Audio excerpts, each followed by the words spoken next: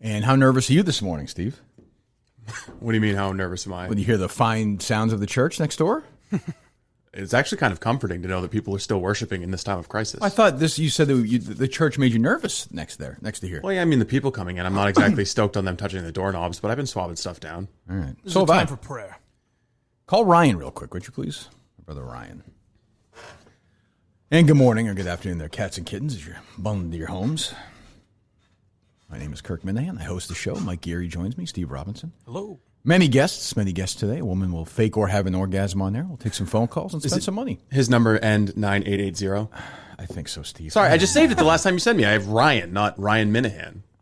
There may be Ryan Gosling. I don't know. What do you want me to say? It's Ryan Leaf. Ryan O'Neal. I can do it all day. Jesus Christ. I can't think of any other Ryans. Ryan Reynolds. Good for you, Mike.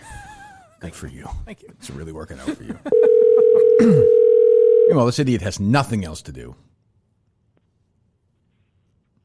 Hello, Stephen. You know what made me laugh this morning? I was driving and I just thought of this. I thought of when Dawson's dad died on Dawson's Creek.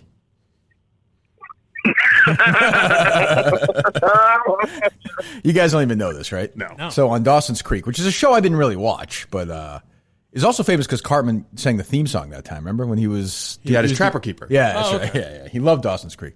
Dawson's dad on Dawson's Creek died just randomly. Like he was driving home. He had a big ice cream in his hand. Yeah. And he was music. And he was like in a good mood. He's like, oh, doody-doody-doo. He dropped his ice cream. He bent over to pick it up. And he looked up and a fucking truck ran into him. It was just, there was no reason for it, right? Is that what happened or no? There was a big disagreement between him and Dawson over Dawson's decision to go to college or not go to college. And he was really proud of his son for standing up for himself. Right. And then he got completely and totally annihilated by an 18-wheeler. Well, you said they got a fight, though. They didn't have a fight, though, then. No, he was proud of the fight because he was very happy. He was very happy his son was making those choices. That dad was a good-looking guy, too. I've got the YouTube video. Do you think the audio would work? No. Well, try. I don't know. It's a guy who can get by a car. It might work. I mean, well, I guess it just goes to show you. What? You never go home again. It works. The audio works. All right, I'll talk to you later. Yep. Goodbye. I mean, how funny is that? That was nice to have a good start with a good laugh. I love dumb deaths like that. Yeah. Because they do happen. I mean, I feel like 90s shows were great for moments like that. L.A. Law had a famous one where a guy was just randomly, I forget the guy's name, and I kind of semi-watched the show. He was talking to some woman, I think it was the guy who died, and he just stepped into the elevator, opened, and it was the shaft, and he just died. He just went right down. He's like, that's how you kill people? But then, weren't as inquisitive then. But in life, there are freakish deaths. That's true. You know, Alan J. Pakula, who directed All the President's Men, I believe was driving over a bridge in New York. If you look, I'll look up his death. It's something fell, something broke in the car in front of him and flew through the windshield, fucking brained him, and he died. There was just 3 or 4 years ago, there was that sewer cap or the manhole cover in Boston. Yes. Exploded up in the air and dropped right into someone's driver's seat. And I knew the person. I knew the person was from Winchester. Ugh. Yes. Yeah. I mean, I knew their family. Yeah. I mean, knew the family was and just died. We don't. It was not a very nice person. Fucking sick. But I mean, Jesus, that's the thing. You know, that's why it's here's my message to the people out there: live, get outside, run around, hug somebody today, kiss somebody, swap fluids, live life. Right? I guess. See somebody, rub their face. Yeah. You know, I mean, Jesus. What sound was that? Who's that? Is that DC? You don't want to know. Your mom's tits. How did I know that? Why did I know that? I like when DEC retired his pervert character, and yesterday was asking Latino Kirk about his wife's asshole. That's what happens when it's not a character. You can't get away from it. That's like me saying I'm going to retire the blind character, and then I walk into shit. There's the darkness that you just can't get away from. Right. But yet I tapped him to, lead our charge in our investigation. Do we have any progress on that? The only thing I know is that a real candidate has emerged, the favorite among the social media world, Well, see, Stephen Earl Robinson. When you came in this morning and said, "How nervous are you?" I was like, "Well, you're not taking Menor seriously, are you?" Well, I do take Menor. Well, Certainly not looking into this. Everyone's wouldn't you say everyone? You're happy to be considered a suspect? Yes, no, of course. Sure. I think everyone is a suspect. You famously bought Twitter followers. Famously, yes. Yes. So I mean, you have a history of it. Yes. I don't know why you would want to boost the Mincel Incels. Is that the name of it? Mincel Intel. Why you want to boost that show necessarily? There are a couple of theories. Go ahead, let me hear them. Maybe I don't like Mike so much that I wanted Mincel Intel to be more popular than him. Never thought of that one. Possible. Yes, okay. Right. I think Menor's theory, I mean, I can let Menors explain it for himself. Sure. We do have a height requirement for guests on the show. That's the only thing. See, Harry just barely got over it, and he's taller than Menors, so that might be an issue. Right. Poor little guy. It's funny, he's a little though. The perpetrator is one Steve Robinson. Steve. We saw with his attempt to make some fake drama in the Minilade show last week. And I think this supposed spike in views on the YouTube channel on the Mincel show is another attempt at Steve Robinson to look after himself. All Robinson wants to do is make money off the Minifans. Now, while the whole world's shutting down with coronavirus panic, can I say this? This feels a little below Menors. This feels forced to me. It's a little forced. Like, there's real hatred. This feels like I'm going to inject myself into a. It's very, very predictable. Yeah, I'm inclined to believe him. Yeah, you believe Menors? Yeah. Yeah. So you think Steve bought the? Yeah. So no, he's not even saying that I bought the fake views. He's saying that I'm just concocting the entire story. Oh, that you never saw the spike. He said that Justin is so Justin's also lying. Justin's such a rube that Steve fooled him into thinking. He's saying that I reached out. Certainly believable. I reached out to Justin and sent him, I guess, a spreadsheet, fake numbers, and then he sent me screenshots of his laptop. I gotta say, I mean, I know your instincts aren't usually great, but I don't find it that compelling a thing. No, I mean, it's not. I mean, there'd be a better. It is now. If there's a real criminal offense, then yes. Well, have we made any progress? I mean, we love Menors, but I don't think we need to hear the rest of that. Have we made any? Well, he actually has a second theory that I think is maybe a little bit more. It's different. Are you denying that you did this? Yes, I am. Flat denying it. Flat denial. You understand that if you're Menors is full of shit. You're out if this is. You mean you understand? Yes, I understand. You'll resign. Yes, I will resign. Yes. If DC, okay, all right, go ahead. And this is probably the most accurate. Let's face it. That was a great photo of Brandy's rack, and the way the Mincel Intel guys zoomed in really, Let's face it, I guess, brought Brandy's features to life.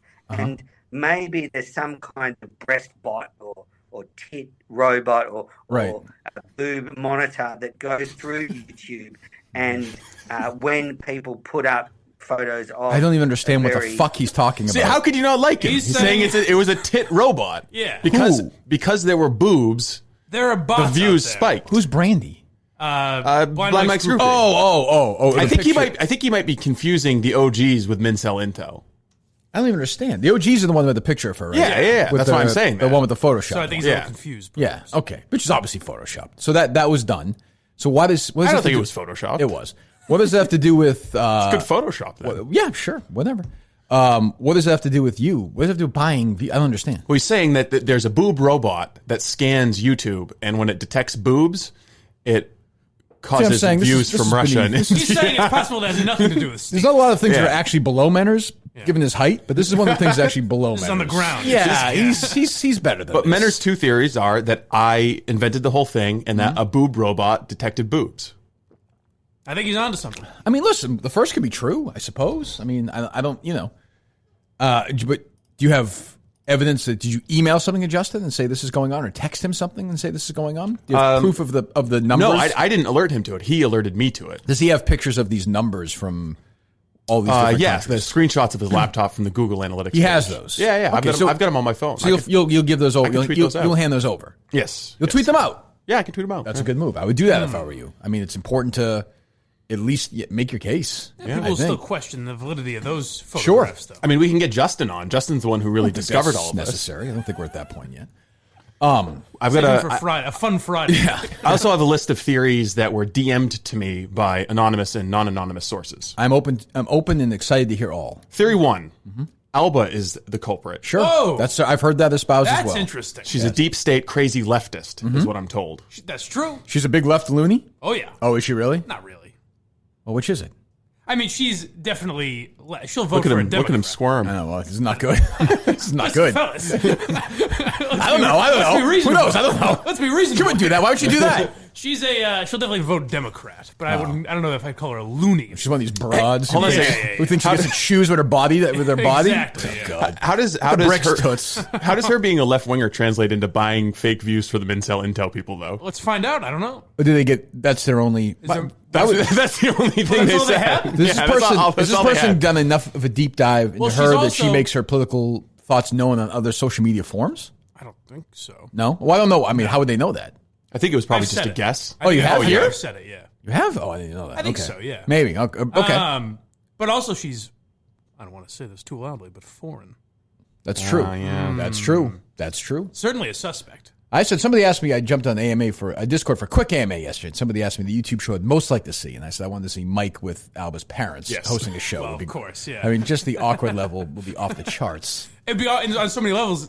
They don't speak great English. Right. I say, what I'd be excited for is that one Albanian phrase that Mike tries to memorize. Cool. Let me hear a couple more theories. So the 71-year-old guy in Omaha writes, make sure your own house is in order before looking elsewhere. Who was told to create more content? Whose show is Kirk always knocking? Who is offering up the show's interns to the bonfire? Clearly, the guilt lies solely guy. with Blind Mike. Yeah, but he's me. simply not capable of doing it. I don't know about that. I do. No. Could be me, guys. Come on, investigate. Mike is really the only one who's It might be completely me. ruled out. No, it could be. Well, yeah, all right, we'll give you a look, Mike. That's fine. Thank you. Let's see. All right. Those financial reports, those stock things, though. It's not going to be good when you release those. I disagree. I think I'm going to own Penn National in a few days. Yeah, no kidding. Jesus. Did it close above 5 yesterday or no? No. All right, well, you know. Like 452. They said today's it's supposed to be even worse than yesterday. I'm hoping so. Can we talk about that? Can we talk about the math? How it worked out for the Barstool people, or should we not? Again, long game. It's going to bounce It's a back. long life to live. Unless you have till May 22nd. Well, that's true. That's true. Portnoy is going to die broke, totally broke. Destitute's going to be in some. He's going to be in some like Salvation Army place, just dying in there. Any other theories? The clear answer is Shirley/Bob conspiracy. Definitely possible. In Kirk's absence, the Minifans turned on each other. Kirk came back and told the Minifans to focus on enemies. Kirk then ridiculed both Bob and Shirley. This is an attempt not only to turn Minifans against each other yet again, but also to get Kirk to engage in McCarthyism. This would be the first thing they would do, I think. Who? Bob and Shirley. I don't think they're. I think they would go right to the Mincel. I don't think they're going to go that deep. Although you never know. I don't know. You can't underrate or overrate crazy. I mean, it's definitely possible. It's definitely possible. I think the overwhelming theory, though, remains that it was one of the Mincel Intel people who had a lot of ego on the line, Right. and wanted the views. And someone sent me screen caps of this guy, was interesting. Phil, kind of obsessing I don't know over him. YouTube. I've heard he's videos. on the show. He's one of the three. Oh, this is one of the core- guys. I got some people mad that we didn't call him yesterday. Yes, but we yes, tried. They did gave we us not? they gave us the wrong phone number. He gave me the right phone. We don't number need now. to speak to him today. That's fine. I've Well, had he's my a top fill of suspect him, now. if you will. At this point. Thank you. He's the only one we didn't speak to. Yes. And Well, he's the only one who spoke doesn't really together- speak on that show. we spoke to the other two, and let me just say, didn't like the world on fire. I like those guys. So do I. Yeah. So do I. But it's let them do their thing. We like them, but it's enough. not for everyone. Well, apparently somebody sent me like 12 screen caps of him saying, "Look at the views we have on YouTube. Look at the views. Look That's at the not views. good. Look at the views." Look at the views Not compared to good. this show. YouTube compared to isn't this counting show. our views right. Look at Quantum Week's views. Look at my views. We're going to get more views. Hey, I could would use the say view. for Phil, if that's the case, the P in Phil may be silent, but the G in guilty is not. I don't know if P and Phil would be silent. Well, it's not P. Right. Certainly, it's silent. I don't know about that. Well, it's not. It's not P. It's not pill. Yeah, but it's not Hill. I mean, where do you think the f comes from? Do you think it comes from the Well, it's a H? PH combination, like phone. Well, yeah, I know. So that makes but, it not silent. But but I it's not- think it's the not a P. s- I think the P is doing more of the f than the H for sure. Fine. The P in Phil may be a foof, but the G in guilty is not a foof. the G is hard. You know what? No. The G is hard, and so am I on this case. No. The P in Phil may be foof. Mm-hmm. When it comes to this case, I've not had enough. All right. Thank you. And we'll talk to you tomorrow. That'd be great. Oh, I got the long laugh on that one? If We came in and did some Dawson's Creek bit, a quick investigation, and left. Well, I mean, it's important work. I tell you what, it's only getting better as the news continues to diversify here. I have to say, I've had a lot of people reach out to me and say, "Thank God you're doing this show." Yeah. So, that's what we're here. Listen, we're here to save lives. We're keeping people inside. For sure. Podcasting through the apocalypse, baby. If you go through your walks and you're listening to us, fantastic. I understand people are not going to be able to listen every day during this whole thing. I totally get that. Counting down the end of the world. Yeah. Well, I don't know. Steve's not going to like hearing this. I feel like it's over. I feel like we're good. Why do you say that? I feel fine because I feel good. I ran this morning. I feel great. Oh, all right. Yeah. I mean, put it this way. So I think we have reached the peak of madness in America for this. You think? Note it. 8:46 Thursday, March 19th. These are getting close to Francesa-like predictions. I'm just telling you. Where's this outbreak? Where are the 5,000 people? Where are hospital beds filled with people dying? What's going on? One morning, you guys are going to come in here, and you're going to look behind the glass, and there's going to be nobody there, and you're going to ring my cell phone, and you'll never hear from me again because I'm going to be disappeared. Good. Society's going to break down. Matt Carano in here? I'm saying that the next step is foreign nationals taking advantage of the economic crisis here through cyber attacks. What are you going to do when the internet shuts down? Okay. I mean, that's a problem. you just wink or no? No, I didn't wink. I went. Oh, okay. It was like what am I going to do at that point? Nothing. I will be helpless against that. Okay. Yeah. Yes, that's true. Why hasn't it happened yet? I think they're waiting. The crisis is only getting worse. Wait a minute, I thought it's really bad for the healthcare system to be overwhelmed. The healthcare system it's not being overwhelmed. Okay, Howie. Well, it's not. But I'm not saying. No. I'm not saying that it's not serious. It's very serious. I'm not one of those people. But I've talked to nurses have messaged me, doctors. And they're like, we're in hospitals. The places are empty at night. There's no one's there. We can't find anyone to treat. Because people are staying home. Right. Well, good for America then. That's what I'm saying. No, I didn't say. Well, yeah, I did say that. It's over. It's all over. I don't want that to be the headline of today's show or anything, but because but it's. I would say it's peaked. It's bad. You're telling me you listened to Big Cat and PFT with Dr. Fauci yesterday, right? I tweeted. I did. Okay. I like those guys. No, I did. They did a good job. Made me listen. They did a very good job. They did a good job. They took it very seriously. They did a nice job. But he's also too short to take seriously. Well, I hadn't considered that. He's shorter than. I think maybe shorter than Menners. Ooh. I don't know. Menners is legitimately. I had somebody from Australia, not the other guy who knows him, said Menners is 2 feet 10 inches tall. Well, you know how Menners is short. Speck. Yeah, is that he was offended by you calling him short? And he says, "I'm 5'4". Like that was his big bragging. Right. So which means he's short. Which means if he says he's 5'4", there's no chance he's 5'4". No, he's 5'2" max. Is my guy? What's his name? Scorch. Yes. Would say dyslexic. He's 4'5". Yeah. If Menners was over 5'4", he could be a villain in an Indiana Jones movie. I mean, don't you think? No. If he was taller? No. No? Not really. Why?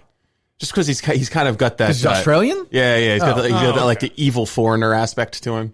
That's true, I guess. If you were Indiana Jones, he'd go after you. Yeah, maybe. His whole life is hating you. Running that stupid restaurant and that cricket podcast and hating you. That's going to be rough for the restaurant business. Is they were. Australia in the same shape? Minifans already closed them down. Oh, okay. Well, that's good then. Didn't matter. He was prepared. Yes. I don't know. Australia just banned all foreign visitors. Yeah. All of them. Even Tom Hanks? Well, he's already there. He doesn't know if he's lefty. He's been cleared. I think they sent him home, but to a home in Australia. Oh, he has a house in Australia? Well, wherever he's staying. Okay, yeah.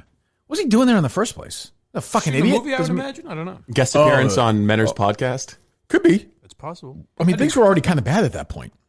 Dummy. Imagine Menners is interviewing Tom Hanks. What do you think about this? Who's buying the I can't do an impression. I don't even want to do it. Yeah, you do. Good. I can see. I can't do an Australian accent. I can do an Irish one. I can't do an Australian one. Steve is clearly behind all this. Thank you. What is that? Steve. Yeah, Steve. Steve. Oh yeah, it turns out I can do a good one. Who knew? I can do a good one. No, I mean I recognize it's really bad. What I'm saying is like it's not. You don't think it's going to last the 8 months, 12 months? Well, no, I think it's going to linger around for sure. But I do think like people, I think there's both sides. Like you said, your old boss, Howie Carr, who were acting like there's nothing. But then there's the other side, the doomsday people. And I do think, as it usually is, somewhere in the middle is the reality. Sure. Like, like I mentioned this before, is people are comparing to the movie Contagion, where like 70% of the world was wiped out and people were dying within 30 minutes of getting it. Like it's not that. Doesn't seem like it. If I get corona, I get corona. At the end of the day, I'm not going to let it stop me from partying. You know, I've been waiting. We've been waiting for Miami spring break for a while. About 2 months we've had the strip playing. 2-3 months. So we're just out here having a good time. Whatever happens, happens. With the bars being closed, you know, we'll find alternatives. Unfortunately, it does suck that the bars and restaurants are closed, but we'll find ways out for it. Do they talk to his dad, Gordy, and his brothers, or no? Is there, I was going to say, it's the guys you were talking to in Miami. Yeah, really. I mean, yeah, everyone's playing that guy. He's obviously an idiot. That is concerning. That is definitely concerning. There were lots of parties out around Jamaica Pond yesterday. Outside? Yes, outside around Jamaica What do you Pond. mean parties? Like groups of 10 and 15 people all having picnics together. Okay, that's stupid. Look at these kids partying. That is stupid. I'm not saying that's not stupid. But I know, like, I can only give you my town. People take it seriously. I go for walks with the kids or whatever. We go for walks or Clyde, but I'm not. Which is, according to Dr. Fauci, perfectly fine. Dr. Fauci said it's fine. Says, yeah, Dr. Fauci said it's not that.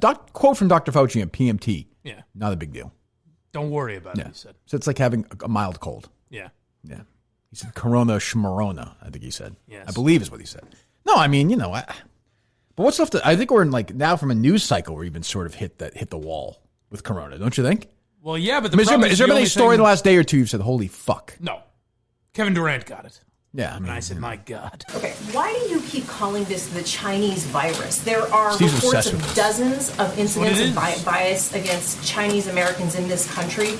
Your own aide, Secretary Azar, says he does not use this term. He says ethnicity does not cause the virus.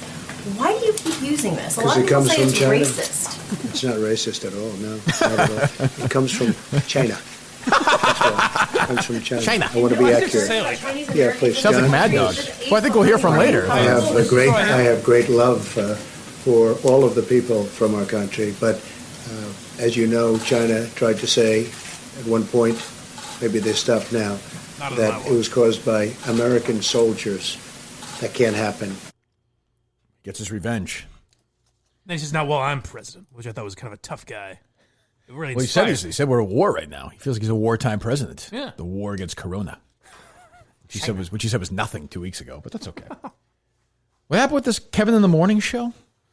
Entercom Station, guys worked there for 25 years and thrown out of his ass in the middle of a recession. Fairness, the show's probably terrible, right? Yeah, well, I don't know. Assume. Is that Kevin and Bean show? It's the Kevin from Kevin and Bean. Oh, God, that's got to be horrendous, right? I don't know. I mean, all I know about them is that they've been a staple in L.A. for years. Okay, so he said, I saw his quote. He said, part of the reasons I'm going to do something that pains me. May I defend Entercom potentially here for a second? Yeah. He said the ratings were bad. Yeah. And they fired him over the phone. So the ratings and the bad economy. What were they supposed to do, like, during this? So Wait for it to end? Yeah, I think the idea is companies should not be laying off or firing people. They should just be keeping people on and keeping money in their pockets. But what if the show's not performing? Yeah. So somebody's best. So sorry, it's a tough question. I can see arguments on both sides. Let's say somebody manages a supermarket and they suck at it, and right now they suck even worse when they're needed more than ever. They should keep their job. I guess so. You think so? No. Oh, I don't know. I mean, maybe. No, I think it's a justified firing. I mean, if the guy was good at all for 25 years, it's not like he's going to be in a bread line. I mean, I will say it's a dick move. I mean, my problem is the way radio treats guys like this all the time. You saw it with Jerry and Ordway here and guys like that. Well, they didn't get ratings. There's no, like, a guy like Kevin Bean should have had a last show rather than being escorted out of the building. They gave Glenn 3 days of last shows. Ordway did. I'm saying in this case they did. They offered Jerry a last show. He said no. I mean, they paid Jerry the remainder of his contract. Bad examples, I guess. I mean, his ratings, their ratings weren't good. Yeah, but there is just, like, there's a weird thing where why would this guy have to be escorted out of the building? Why do they? Well, I think you have to. I think you have to do that. Right? That's just HR 101. Yeah, I mean, that's not. They do that everywhere. I mean, Entercom's a bunch of assholes. There's no doubt about it. I mean, I hate them. But if the ratings sucked, that's the question. I mean, you could make the case, hey, just wait till this thing's done. We're going to take a fucking beating anyway. I mean, they're going to start a new team now. Yeah, that's like, hey, the alternative doesn't seem great. You said the separate release, Entercom said that Stryker and Klein, who currently host in the afternoon, will be the new morning team. But that's probably a music show. I could be wrong, but I'm assuming Kevin whatever is a talk show. Do you have any sound of this guy or no? No, I can look up something. I've heard him before, you know. I never have. All I know about them is they used to have a lot of they had Kimmel on forever and Rogan and yeah. I mean, I feel bad. Don't get me wrong. I mean, you're in the business for 30 years. That sucks. I'm sure he's made a very nice living. Yeah. But there are people on the show who are gone. But it just seems like a very Entercom way to handle it. No question. They could have handled it Well, better. it seems like a very radio way to handle it, too. I mean, to be fair, Entercom sucks, but most companies suck. Yeah. But it does suck to get rid of it. Forget, that guy's probably loaded it, but there are people on the show who are going to get, kicked out who are probably are not so financially solvent. Everyone else on that show, even the co-host, I'm sure. is not. Yeah, that does suck. Yeah. He called the station toxic. I mean, there's not a radio station in America that's not toxic. Yeah. I will say, I only cared about it because it was Entercom. Like, I enjoyed shitting on Entercom. I'm not that mad about it. I wanted more, though, when I saw it. When I saw it initially, I was like, oh, God, I hope there's something really, really, really slimy about this. Yeah, there's not really. But it's just representative of how they treat people, which is pretty shitty. Oh, of course. Oh, yeah. No, I'm not defending Entercom, but this is radio. Like, I don't know. If the ratings suck... by the way, the ratings might not suck, but he said the ratings were declining. He said the ratings are down and the economy's down, so I understand. He just didn't like the way he was treated. Yeah. I mean, but I always wonder, like, when they fired me, or whatever it was, like, there was no face-to-face. It happened all over the phone and stuff. Like, I think the phone thing I didn't have a problem with. Everyone's over the phone. But even if it's not, like, I wouldn't care. 10 or 15 years ago, maybe that was a bigger deal, but these days I don't think so. Would you really want to go back into work and have them bring you in to fire you? Like, no. Great. And like, all right, now you got to go home again? Like, what the fuck? They had me show up for an event I was supposed to do at Entercom and I was like, why can't you just call me? Like, I paid money for an Uber to get here. I don't really get it. Guess what Entercom closed at yesterday? 142. 157. Ooh, I was going to say more. All right. Jeez. I want them under $1. Yeah. I would love that. What happens if, like... I don't know. Is there a hostile takeover at that point? Not to expose too much about your finances, but could you buy them right now? How much would it cost to buy Entercom? It'd be a whole lot of money. Right. It'd be tough to get a team together at this point, too. Yeah. The market cap of Entercom right now is $211 million. Yeah, I could do it. Okay. No, but I mean, I could get together a team of people. Portnoy would be in. Well, maybe not you right now. You could get a loan. What? To work for me? You could get a loan against the Dave future goes to podcast weekend income. show for him if he wants. That's as long as he keeps it clean. That's fine. You got to put him on out in L.A. Eats his pizza. Yeah, that's fine. That's not a big deal. I would love to own Entercom. I would love that. That'd be great. Yes, it'd be great. But like I said, I would love to. But then I would just go completely insane with it. Just go the exact opposite. See, I was going to say you could just shut down EEI. Oh, that would be my first thing. For number one, shut down EEI. Yeah, that would be move. Well, I mean, the first move is what are you going to do with Dale? Like, what's the lowest amount of money you think you could get Dale working for? That's true. I would love to have Dale be humiliated and come and work for me every day. Ooh. For sure. Well, he's got to have a uniform. What do you mean? You're going to make him wear a uniform, right? I guess. Something stupid. Yeah. You dress a Dale bear. Could be elastic pants, but yeah. We'll get him in every day. Yeah. I mean, would he work for $20,000? I mean, he might pay you $20,000 just to have the microphone. He didn't work for $28,000, would he? When he did that podcast with you, isn't that essentially what he said he was making? On the weekends and stuff. Whatever, yeah. I guess. Yeah. I don't know what I would do. I would. All kidding aside, from a creative perspective, I would love the challenge of trying to figure out how to fix radio in 2020 or try and keep it alive, because I do love it as a medium. I do. But it seems like it's impossible now. It feels like it's been run by old, stupid people for too long that it's the fucking rail. The train is so far gone. I don't think you can bring it back.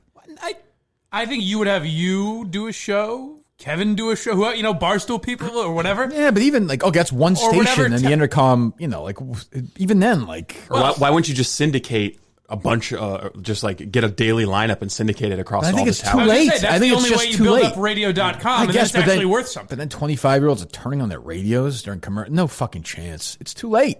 Yeah. Too late. I mean, maybe I'm wrong, but there's no Howard Stern now. There's no talent. The closest one is me, and I'm not going back to fucking radio. If I bought the place, I probably would do radio. I think about that all the time. Who's the biggest name in radio right now? Francesa? No, probably Rush or Hannity. Charlemagne or maybe. fucking Seacrest. Bobby Bones. Yeah, I mean, but it's true. Yeah, those are the guys we play all the time, and nobody. But it's funny because Bobby Bones. Any sort of illness doesn't matter what side of the aisle you're on, you just get it. Yeah. That's it. He's right. I mean, he's you got to say, he's totally right about that. I don't know if I've ever heard a statement more correct than that. He is talented. Who's the guy I met that time? Elvis Duran? Is that his name? Oh, he's popular, I guess. Yeah, and he's just this fucking nobody. They play music. So, when Stern was at his peak, or even Imus, people in California knew who they were. People in Texas knew who they were. People in Wyoming, people in Massachusetts. Nobody knows who those. Basically, I mean, not a lot of people know who fucking Bobby Bones is around the country. It's just not the same. They have little pockets, I'm sure, all over the place, but nobody knows who they are. So the biggest national radio personality in the country, most recognizable name is probably still Rush Limbaugh. Yeah. Name recognition. I'm not saying the biggest, but Well, because there's so many people who hate him who have never listened to him. Are people having lunches together, listening to Rush and FaceTiming each other right now during this? They're not. The Rush Room's canceled. They can't even do it. Oh, that's too bad. Does Rush not take calls? I've found that, by the way. No. He'll take calls like on Fridays, maybe. Oh. Yeah, he just does his monologue. Because I found during middays, a lot of stations around the country just play Rush. You could get Rush on a Friday. What would that count as? Missouri? No, that would be Florida. Oh, he's not Florida now, right? He's from Missouri. He's in West Palm, yeah. Yeah. Steve's voice changes when he talks about Rush. It's more serious. He's down in West Palm. Rush is down there. He's like, he's like those old nuns who assist like the Pope when it comes to him and Rush. He's like, Father's down in Florida now. He's doing his program down there. These guys want to joke about the Rush, but they were serious business. Rush was a fucking disc jockey playing top 40 music until he stumbled into this scam of his, this con. Bill O'Reilly too, right? They were both like entertainment guys. No, Bill O'Reilly came up out of Boston. Yeah, he was a TV reporter. Yeah, he did like Inside Edition or whatever it was. That's what I'm thinking of that. Let's play latest cut from Sting. Play us out. Yeah, play us out. Play us out. I never understood how he didn't know what that meant. Well, he can do that. He did. He's just a dick. He was just being an asshole. What does this mean to play us out? I gotta say, I could see myself doing that. Because if you're dealing with assholes and like bosses who suck, just purposely to be a dick like that. I don't know what that means. What do you mean, play us out? Fuck it, we'll do it live. Get that, Steve. Why not? I haven't heard that in a couple of years. We'll get to some other stuff here in a minute, I suppose, man. Say, what other 15-year-old clips can I think of? Important stuff. We have Dawson's Creek. We'll do it live. Fucking thing. We'll do it live. Fuck it. Do it live. Do it live. I'll write it and we'll do it live. That's not the beginning, though, right? No. Oh, that was just the first one that came out. Yeah, there's one where he's like, here's a cut from Sting in his newest album or whatever. He gets angrier and angrier. To play us out. What does that mean? To play us out. This is a dumb line, though. I'm with him on that, but you can improv, Bill. That's tomorrow, and that is it for us today. Okay, I don't know. Whatever it is, it's not right on the teleprompter. I don't know what that is. I've never seen that. No, there is. We are going to do Sting, yeah. Okay, but yeah, I can't read it. There's it's a new planet they found. I don't know what that is. Right? Sure. There's no words there. To play us out. What does that mean? To play us out. Sting is going to do. It's a video. Sting video. What is for credits? I don't know what that means. To play us out. What does that mean? To end the show? Yeah. All right, go. In 5, 4, 3. That's tomorrow, and that is it. He's starting to get angry, right? Da-da-da-da-da-da. That's tomorrow, and that is it for us today. And we will leave you with I can't do it. Okay. We'll do it live. Okay. We'll do it live. My favorite is whoa. I'll write it, and we'll do it live. Fucking thing sucks. 5, 4, 3. That's tomorrow, and that is it for us today. I'm Bill O'Reilly. Thanks again for watching. We'll leave you with Sting and a cut off his new album. Is that so hard? Is that hard? The funniest thing for me is how quickly he switches between like a friendly face and an angry face. It's crazy they do the pan away at the end, like when the show's over, you can see him just fucking slamming his papers down. Oh, what a nightmare. He's like Ron Burgundy if he had a severe drug addiction and was going through withdrawals. Sexual harassment. Well, actually, Ron Burgundy was. Yeah. The only other one, another person I heard was a nightmare like that. We've probably talked about this before. Is Laura Ingraham. I mean, just I had a job interview with Laura Ingraham once. I think you told this to her, right? Yeah, no, totally bombed it. She was awful to you, or she was decent to me, but she asked me if I listened to talk radio, and I was like, oh yeah, I grew up listening to Howie Carr and Rush Limbaugh, and she was like, you listen to any of my show? And I was like, ooh. And then Steve said, it may interest you though, I am legally blind. I should have. I remember stories of her when she'd go to the arcade. People were just like brutal. She was fucking brutal to people. It's probably the best thing for you to get the job. Yeah, I think so. The guy who set me up with a job interview was like, I have to warn you, she's evil. Like, she's one of my friends, but she's evil. That's what people say. I don't know. Maybe she's better now. No, she wears that cross around her neck. She can't be too bad. No, definitely not. Absolutely not. Certainly like not an accessory for the TV cameras. I preferred the Berman clips to the O'Reilly one, where he was freaking out. Oh, he was losing his mind. Not even that one. I like the does where he's just talking about sneaking drugs into the country. Strange guy. Give me a note from Julie DeCaro here a cut from Julie DeCaro's newest tweet before we do the other stuff. Good morning, white America. Today, in addition to keeping your butt on the couch if you possibly can, your job is to push back against the racist, xenophobic term Chinese flu. Asian Americans are in the line of fire, and it's our job to stand up for them. I'm pushing, Julie. I'm trying. What is it? Yes, Queen? What is it? Yes, Queen. Slay Queen. Yes, thank you so much for that. Gutsy. There are at least one White House official who used the term Kung Flu, referring to the fact that this virus started in China. Is that acceptable? Is it wrong? Are you worried that having this virus be talked about as a Chinese virus? Hold on. Amazing if Trump went like a kung fu stance right there. It just did like a whole accent. The way he handles it is actually pretty funny. It is. I wonder who said that. Who said that? I'm not sure the person's name, but would you condemn the fact Say that the term again. A person at the White House used the term Kung Flu. My question is, do you think that's wrong? Kung Flu. And do you think using the term president's ever said that before? He just kept going. He was like, say it again. Say it again. Say By it the again. way, double date you, motherfucker. We should get part of this mural is just lies. I would file that under never said. No. Never said, never happened, no chance. So, what's the downside of keeping the official anonymous? No, she said they sent it to her face. Her face. Yeah, I'm saying she probably saw it on Twitter. There was an NBC article that said anonymous staffer says Kung Fu. Kung Flu. Yeah. Right. Yeah, there's a whole story about it. This is the crisis that we're dealing with. And to Trump's point, like, who said it? But also, if someone said that behind closed doors, is that the end of the fucking world? You know, like, let's all. No, I would say, given where we are right now, no. Is it a stupid joke? Is that the worst thing that could possibly happen? Is it a stupid joke? Yes. Is it really that big a deal? No. Is it putting Chinese Americans in harm's way? I would suggest right now, no. It's another case like the Joker movie. They just want it to happen. They want, saying it's the Chinese virus to cause some kind of violence. Yes, of course, and they want this. They want this thing to be worse than it is as well. Just the actual pandemic itself. They're rooting for death and chaos so Trump can look worse. I mean, that's not. I don't give a shit about Trump one way or another, but that's a fact. Of course. There's no question. Have your kids been called coronavirus yet? My kids? That would be traumatizing for any child. That's true, yes. I mean, I don't think it's ever happened, but yeah, they have. Harry has, a couple of times. But again, even if that did happen, kids are assholes. Yes. Like, I saw the smart ass that Harry Minahan is. I could see him calling someone that if he thought of it. That's true. Harry might be a bully. Regardless of ethnicity. Well, I talked to Harry the other day yesterday. I told him about WrestleMania not being canceled but changed, and Harry said, I hate that bat soup. That was a quote from him. I don't.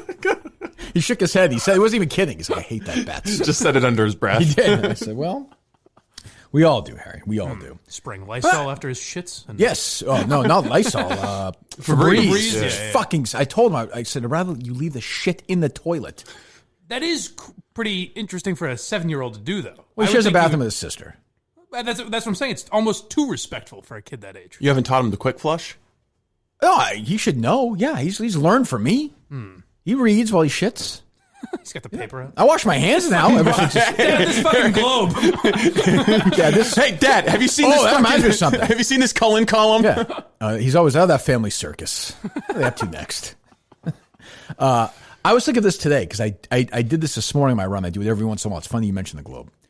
I will occasionally, maybe not so occasionally, if it's dark in the morning and somebody's got their globe in their driveway, I will definitely take the globe from the driveway and grab it and throw it away or throw it into the woods. Yes, I do it. I would say almost daily during my runs. That's not illegal, is it? Your neighbors are feeling a duel's pain. Yes. I don't know. That's probably illegal, right? You're probably stealing someone's property. Yeah, it's theft. Yes. Well, it's not theft because I'm not keeping it. I don't know if it falls under the mail laws, but if you fuck with someone's U.S. postage, that's a federal felony. That's not U.S. postage. I don't know if it does or not. It's probably not. It's not delivered by a mail carrier. It's a fucking guy in a car their mailbox. It's their mailbox. I don't know. It's not. I don't know. When I was little, they used to have the mailbox with the globe, like the green one. Remember that? Mm-hmm. You put the globe in there. I think we had that when I was. I will say it might be a crime, but it's morally correct. It's heroic. Yeah. Yeah. You're a vigilante. Like Patrick Henry. Right? Yeah. Yeah, sure. You know, give me liberty or give me death. Good line. Clutch line. But yeah, I did it this morning. I saw that, kind of looked around. I always look around because one of these days someone's gonna sprint out. It was right at the end. Disturbing footage this morning of local podcaster Kirk Minifans. And I took it and I just chucked it over to the just in the woods on the other side. It's so freeing. I even I didn't pump but sometimes I'll pump my fist after. The great thing is that there's definitely an old man on the phone with the globe every day. Oh, My definitely. globes are not coming. Definitely. That's what I mean. They look They were scattered all through my driveway. Well, my theory is always they get so pissed at the globe they cancel their subscription. Yeah. I like Taking them down one sub at a time. Yes. Now, some may say the poor guy who's delivering the papers at 3 a.m, but to me, he's working for the globe, so fuck him. He's not getting tips. No, right. Fuck him. See who else is working for the globe, apparently. Who's that? I found this kind of surprising. Cullinane tweeted out this morning, Dale and Keefe's producer wrote like an op-ed for the Globe. He did? Yeah, I guess so. Who's that? I don't even know who that is. John Anderson or something his name is. For the Boston Globe? Yeah. Really? I think it was just about Brady, but I didn't read it. But I know that I just found it surprising that Dave tweeted that this morning? He said I'm currently reading an EEI producer that wrote an opinion piece for the Boston Globe. He didn't tweet out the article though. Well, I don't follow Colin. He doesn't follow me either. Really? Let's see here. Yeah, I'm sure because I unfollowed him. It's disappointing. Well, it was good for the goose is good for the gander. Was that a picture of his kid? Jeez, oof. He is ugly. At least he's moving. At least he's moving around. What? Come on. What? You can leave the kids out of this. I wish he would. Well, as we told you 7 weeks ago, TB is going to TB. Tom Brady's going to Tampa Bay. Stop it, please. It is official. Stop. She's cute. I'm just kidding. She seems like a lovely kid. I'm sure she's given what she has to do. I don't see that tweet anywhere here. Mike. Did he delete it? Oh, no. I texted him about it and asked him, and he told me the guy's name. I'm currently reading an opinion piece written by a WEEI producer on the Boston Globe's website. I don't understand why you would tweet that, though. It is kind of interesting, though. No. Oh, I got it. It's lessons Tom Brady taught me. Who is this loser? John Anderson. Oh, my God. Tom Brady leaving the Patriots is something everyone should have been prepared for, but no one truly was. All of New England had a front row seat. Hold on. Let me see this. I think he does research. Where the fuck is this? Is this real? Yeah. Where is it? I don't see it. It looks like we got about 3,000 words here. Are you serious? As we've grown from young children to about the age Brady was when he led the New England Patriots into Super Bowl champs in 2002, we've learned through Brady's example that negative emotions are okay. Where is it? I want to see this before. Just text it to me, would you? I'll text the link to you.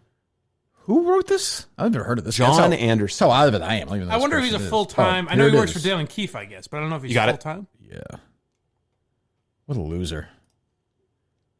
We thought, oh my God, when my generation watched Brady and the Patriots tear through the league in the early 2000s, we thought he was invincible. I'm so excited. At the end of the 2007 season, we watched our hero fail. Oh. We did? What, we went 18-1? I guess. Threw 50 touchdown passes? He failed in the Super Bowl. Oh my God. So isn't it amazing to see that? I mean, I guess Dave's point, he's right. Is this Globe EEI collaboration? Yeah. That was my takeaway from it, is that after all these years, now you've got people working for the Globe and EEI. So he starts a story. Oh, here it is. Oh. That's why I have no... Jesus Christ. He is responsible for 2 hands worth of the highest emotional highs we may ever have. As human beings? Yes. Oh. What an empty, pathetic fucking life this guy has. He was born in 1996. Hopefully he dies in 2020. This guy he seems like the perfect Dale and Keefe producer, though. So he's writing is stuff he like 23? Evidently. He's writing a fucking... I'm sure he's a nice kid and everything, but he's writing an op-ed piece for the Boston Globe? I'm imagining what Dale says to him after he reads this. That was good, John. Touch it. Yeah, I was going to say, he's got a mouthful of... we watched... At the end of our 2007 season, we watched our hero fail. To quote the Killers, when I saw him go down, it felt like somebody lied. That classic line. What the fuck is wrong with people? Quite literally, as Brady went down trying to heave a last-second Hail Mary to Randy Moss, we found out our hero was human. That's true. I didn't realize until... Literally? Yeah. I had no idea. he was still is that a man out there? He could lose. Now, keep in mind, I don't want to, this is gonna ruin my whole fucking day. I'm gonna go through this whole story now. I'm sorry. So that's okay. No, it's this good. is the most fun I've had doing this. Thank you, Dan. He was still our hero, but he wasn't invincible. Let me just say, for the record, if I'm going to be clear about this, I understand that they lost the Super Bowl that year. Brady had lost playoff games and not won the Super Bowl in other seasons before that. More than he had won Super Bowls, or just about. Roughly. Yes. Yeah. I mean, he lost to the Broncos the year before. No, the Colts the year before.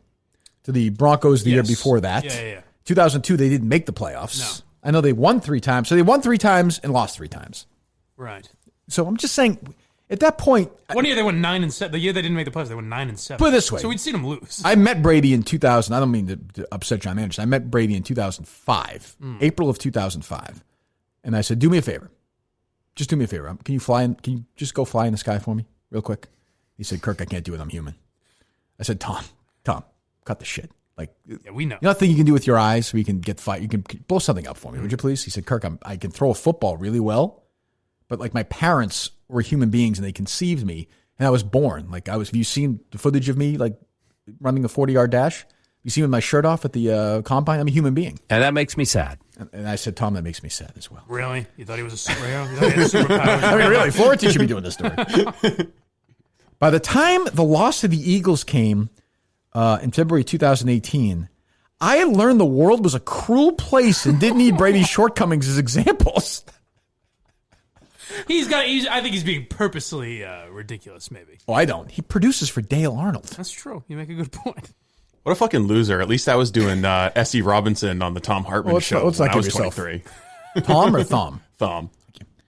But that season and the rest of his time in New England leading up to Tuesday only reinforced the notion of Brady as just another person. This guy is very set on Brady not being a human being. I thought that way about Larry Bird. Okay. I was 11 years old. Well, so was he, right? 2018? If he was born in 96? He was 12. Oh, in 2018. Yes. Sorry, I thought you said in 2008. No, I'll give him a pass in 2007. He was 9 years old. I'll give him a pass. Now, I didn't think Larry Bird was superhuman at that point. Right. But I admired him. I didn't need a moment like in the 87 finals where Bird missed that shot in game 4, to lose the game to the Lakers. It didn't then in my mind realize he wasn't a superhuman person. I never watched Space Jam and thought it might be real. Right. I don't know. Yes. He was I frustrated. went to a lot of golf courses after that to see if I could get sucked out. He was frustrated professionally. Brady's sideline frustration, his minced words in press conferences, and reports on his dissatisfaction with teammates and coaches were clear. Speaking in Brady's Tom vs. Time documentary, his wife Gisele Bundchen said, "He tells me I love it so much, and I just want to go to work and feel appreciated and have fun."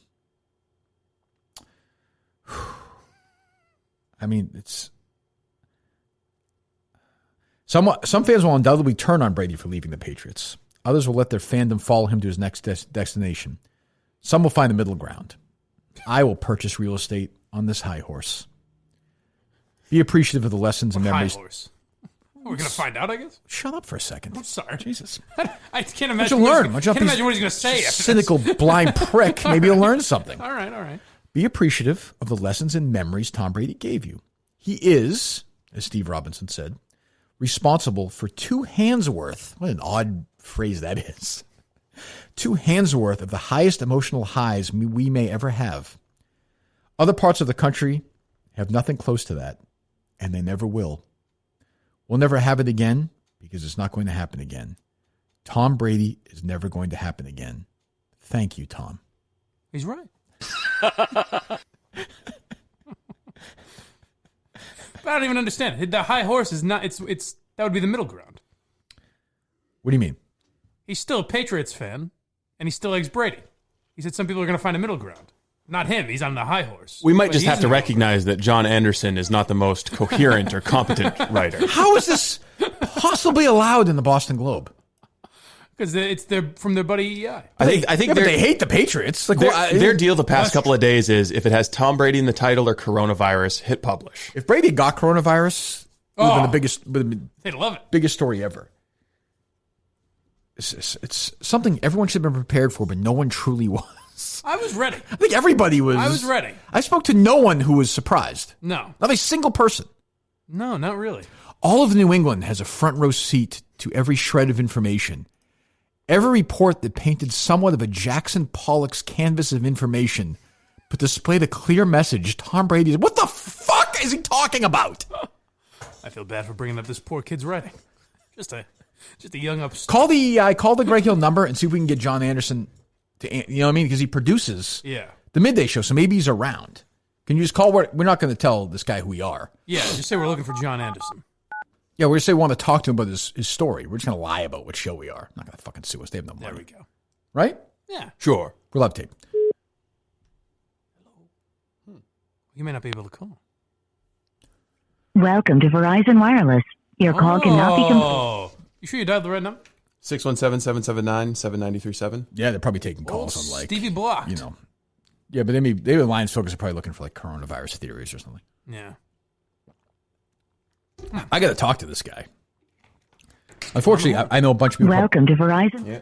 No. The main number, will it be open today or no? Yes. You think people will be there answering phones? I think essential personnel. I don't know if that. No, call the main number. Do we know that number? The receptionist. I don't know it offhand. Oh, so let me try to call from Google Voice number. Okay. We'll get to the bottom of this. The Patriots quarterback was the one constant in the world that's a shell of what it was in 2001. What does that mean? Why is the world a shell of what it was in 2001? 2001, I remember not being such a great year. Specifically during the football season, I remember something happening. I mean, I forget. Oh, there you go, Steve. Wow, they blocked Steve's number? No, they just dumped that out too. I'll try him again. Huh. I mean, Jesus. That's why I have no overly sentimental, self-indulgent story about how a 5-year-old boy was captivated by the statuesque pose in which Brady caught the football after he spiked it to stop the clock right before Vinatieri kicked. Oh, my God. Yeah, no, that dumped out too. I wonder if they're having trouble with their phone lines. This kid was 5 when they won the first Super Bowl. Mm-hmm. Or how Brady orchestrated. Oh, no, it's okay. Okay. So he's talking about the Atlanta game. Or how Brady. So how old would he have been then? That was what, 18? 20. No, my dad was 11, so it was 17, right? Yeah. Yeah. So he'd been 20 or 21. Or how Brady orchestrating the greatest and most improbable comeback in Super Bowl history. You don't really need both there. Greatest would be probably the most improbable. Reduced me to the sweetest tears of joy I'll shed for a long time.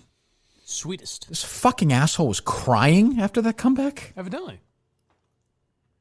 Brady will always be tied to those memories, but the arc capped off by his departure from New England bookends the story of a hero who showed the generation that even our heroes are human. He's very... What a shallow, meaningless life this guy must live. Oh, man. I think it's a good piece. This is weird. It makes me miss Tom. And Dale Arnold molested me in 2019. Why is that? That's just buried in there. That's very strange. You say he gave Dale Arnold 2 handfuls? That's... Two handfuls. Jesus Christ. What a weird phrase now that is. That's good imagery. Now that's interesting writing. It's a weird phrase. 2 handfuls of maybe the greatest memories you'll ever have in your life. Look at all these. Here they are. Whee! I mean, I'll admit, like when the Patriots won their first Super Bowl, it was awesome. I loved it. It was great. I was happy for my dad. I was happy. But does it rank on your top 10 best life sports moments memories? ever? Life moments? Sports memories. Yeah, but I mean, your sports memories, they're often a little bucket off to the side. I think when you get older, I'm not going to tell John this, but when you get older, you do gain some perspective. I understand he's young. I'm sure he's a very nice guy. Yeah. Would the world be a better place without him? It probably would. Well, definitely. Yes, I think definitely. Well, I mean, he's very, very into the idea that Brady is like not a human. I think he thinks there are a lot of people who don't think Tom Brady is a human being. I know his boss is the guy who hosts his show is one of them. Yeah. But like Brady is. Well, it also seems like he's very caught up in the idea that people were shocked that Brady was going to like everyone kind of knew. Well, let's hope John Anderson is spring breaking. Like, well, I wouldn't go that far. We don't want to wish coronavirus on him. Oh, I was just saying, then we the should have whole a building fun, might fun get it. time. That's true. So, listen, whatever they do is up to them. Yeah. But, Brady, while being a wonderful quarterback, the best ever is, like, put it this way, if he had retired in 2006 or 8 or something, it'd be a big story. Yes. This is not a big story to me anymore. And by the way, I feel it's being forced as a big story. I don't think that many people care about it. I really don't. No, I mean, it'll be, if there is a football season, it'll be interesting to watch Yes. Brady and Tampa. I mean, and if they do well, it'll be interesting. But it's a bigger story for the Tampa Bay, right? Yeah, we've got this quarterback who's like almost on his way to being a washed up name, but he's a pretty big guy. Yeah, good analysis, Steve. Although I don't know how much other than interceptions, I think him and Jameis Winston had pretty similar numbers. True, year. but I'm not going to. So I don't know how much difference it's going to make. It's true, but it's just sort of like I feel like they're pushing this story because they want it to be a bigger story than it is. I think most fans are like, too bad. Now there's some extremes like this guy, but the Globe just prints this. Yeah, like it's fucking crazy. Is that Shirley? Well, they saw it was an EEI employee. And they said, that'd be sports, not business. It's in the op-ed. That's not her anymore, though, is it? No, that's true. Yeah, no, she lost that job because of the pissin' and Bill Crystal salmon column. That's right. I mean, that's a terrible. Forget it. It's just awful. It doesn't even make any sense. Well, crying sweet tears of joy. Jesus Christ. Everyone was excited when they beat the Falcons. It was an awesome game. It was great. I gotta say, when even like Portnoy didn't seem that broken up about Brady leaving, that's when you know it's not that well, he's big got a other deal. things he's worried about. Yeah, no shit. There's also, by the way, That's just, kind of the just barometer. sort of a parenthesis. There's also like, this massive pandemic going on at the same time. That's, does have to give, I understand these losers who treat these guys like gods. But I mean, there should be a little measurement. I don't know. But you're right. I haven't seen that much. Like, I even feel like, honestly, even like the Feidelbergs are doing it, I feel like they're almost acting. Forcing it a little little? Yeah, it just feels forced to me. Yeah. Like, I'm sure they're upset, but not, like, even Thornton. Like, how upset can you? The guy's fucking 43 years old in August. Like, how upset can you really be? Because everyone kind of agrees that it's the end. Like, it's over for Brady. He might get one more year, but you need to move on eventually. And Belichick's making the right decision, so. Yeah, I mean, I don't know. But that's a funny story. Good job. Actually, excellent job, Mike, pointing that out. Well, thank Good job by Cullinane as well. Yes. And his lovely daughter. His wonderful, beautiful daughter. Hope her and Harry get together and have many children. Does he have a daughter? Oh, I thought he has a daughter. He took a picture of some little girl. Who the hell knows with him? I thought he had 2 sons. Oh, really? Yeah. Well, he took some picture of a girl and it's on his Twitter account. She's like 5 years old. Oh, okay. I don't know. Maybe he has a daughter. I don't know. I thought maybe the older one. I know Chase. I thought the oldest one's a daughter and he just had a little boy. That's possible. I think that's right. Okay. You could be right. I don't know. Who knows? I know I have a problem. By the way, also, who cares? Fuck about Cullinane's kids. God knows I made that clear. What are you laughing at? What? Cullinane unfollowing me on Twitter is a power move. Well, I'll say this. I do go. I make a thorough examination of who has unfollowed me, and I'll make sure to unfollow them. Of who? Like really? Just anyone, yeah. Your boy Ken Laird unfollowed me. He's gone. I thought he was a big fan of mine, though, Cullinane. He was. And Then he unfollowed him. Maybe it was a tit for tat thing because I unfollowed Jerry. Yeah. Oh, you think? The old switcheroo. Jeez. Well, TB's going to TB. Jerry nailed it. Cullinane just posted my cell phone on Twitter. Oh, good. It's not the first time, Steve. Well, hey, we gave out 4 of his numbers, so that's true. We should give out the rest of his number then. A preemptive strike. That's true. He did that on Twitter, right? Someone just texted me, and then I don't have their number. Could be anyone. Oh, oopsie, delete. Okay, yes, so he did dox me. I don't think we need to, don't even revisit that long of detail, Steve. But that's okay. Milton's, go to Miltons.com. Help out our great friends in Milton's and get some great clothes for yourself. Miltons.com. Go there today. Get all your stuff. Your Vineyard Vines, your Johnny O, your Time Bahama, Michael Kors. Get ready for spring because you're going to be back to work. Trust me, one of these days you'll be going back to work, or you're doing your conference calls, or you're doing whatever you need to do. Go to Miltons.com. Check out their new spring stuff or browse their sale page for some great details. Go to Miltons.com. Loyal supporter of us since day one. They will continue to be. We'll be with them till the end for sure. Go to Miltons.com. What else do we have? Prank calls. Oh, let's do it. Quite a few of them, I think. Yeah? We had a good day for me yesterday, Steve? Yes, yeah, we had a pretty good day. There's one that I think you'll particularly like, just kind of an homage to the style of prank call you've listened to in the past. Good. I have to say, Mike did a good one, too. Oh, wow. Look, Steve, Well, I got some important information out there that people need to know. Steve's call was funny yesterday. I got to give him that. Steve was very good. He did a good job. He did a good job. He did a good job. Where do we start? What state are we starting in? Well, I think this guy's in Connecticut, right? Mad Dog? He probably is in Connecticut yesterday. Okay. I don't think he was at the Sirius Studios. I wouldn't think. No, I don't think anyone is. No, nobody at all? Mad Dog Russo. And here's Matt in New York. Says hello, and he's on Mad Dog Unleashed. Matthew, welcome. Your turn. How are you today, Hey, pal? I'm all right, dog. Hey, this is going to sound crazy. The only 2 live sports I saw yesterday, some amateur tennis match in Maine, and actually this small little hot dog eating contest. That's what the world is right now. And is it the Itibod contest going out with the dogs? Yeah, I don't know what it is. It's just three He's the random greatest. guys. I didn't watch it for very long, but it's on like. No, but I think the horse racing thing with that Susan Butcher, whatever her name is, in Alaska, I think that's going on. Hold on. This is my favorite sports radio personality ever. He calls the Iditarod the Ibidod. Well, that's what he's trying to say, the Iditarod? Yes. And it's dogs, and he's saying it's horses racing. This guy doesn't even know who Balto is. Susan Butcher, who I think did the Iditarod Butcher. 30 years ago. She may still do it.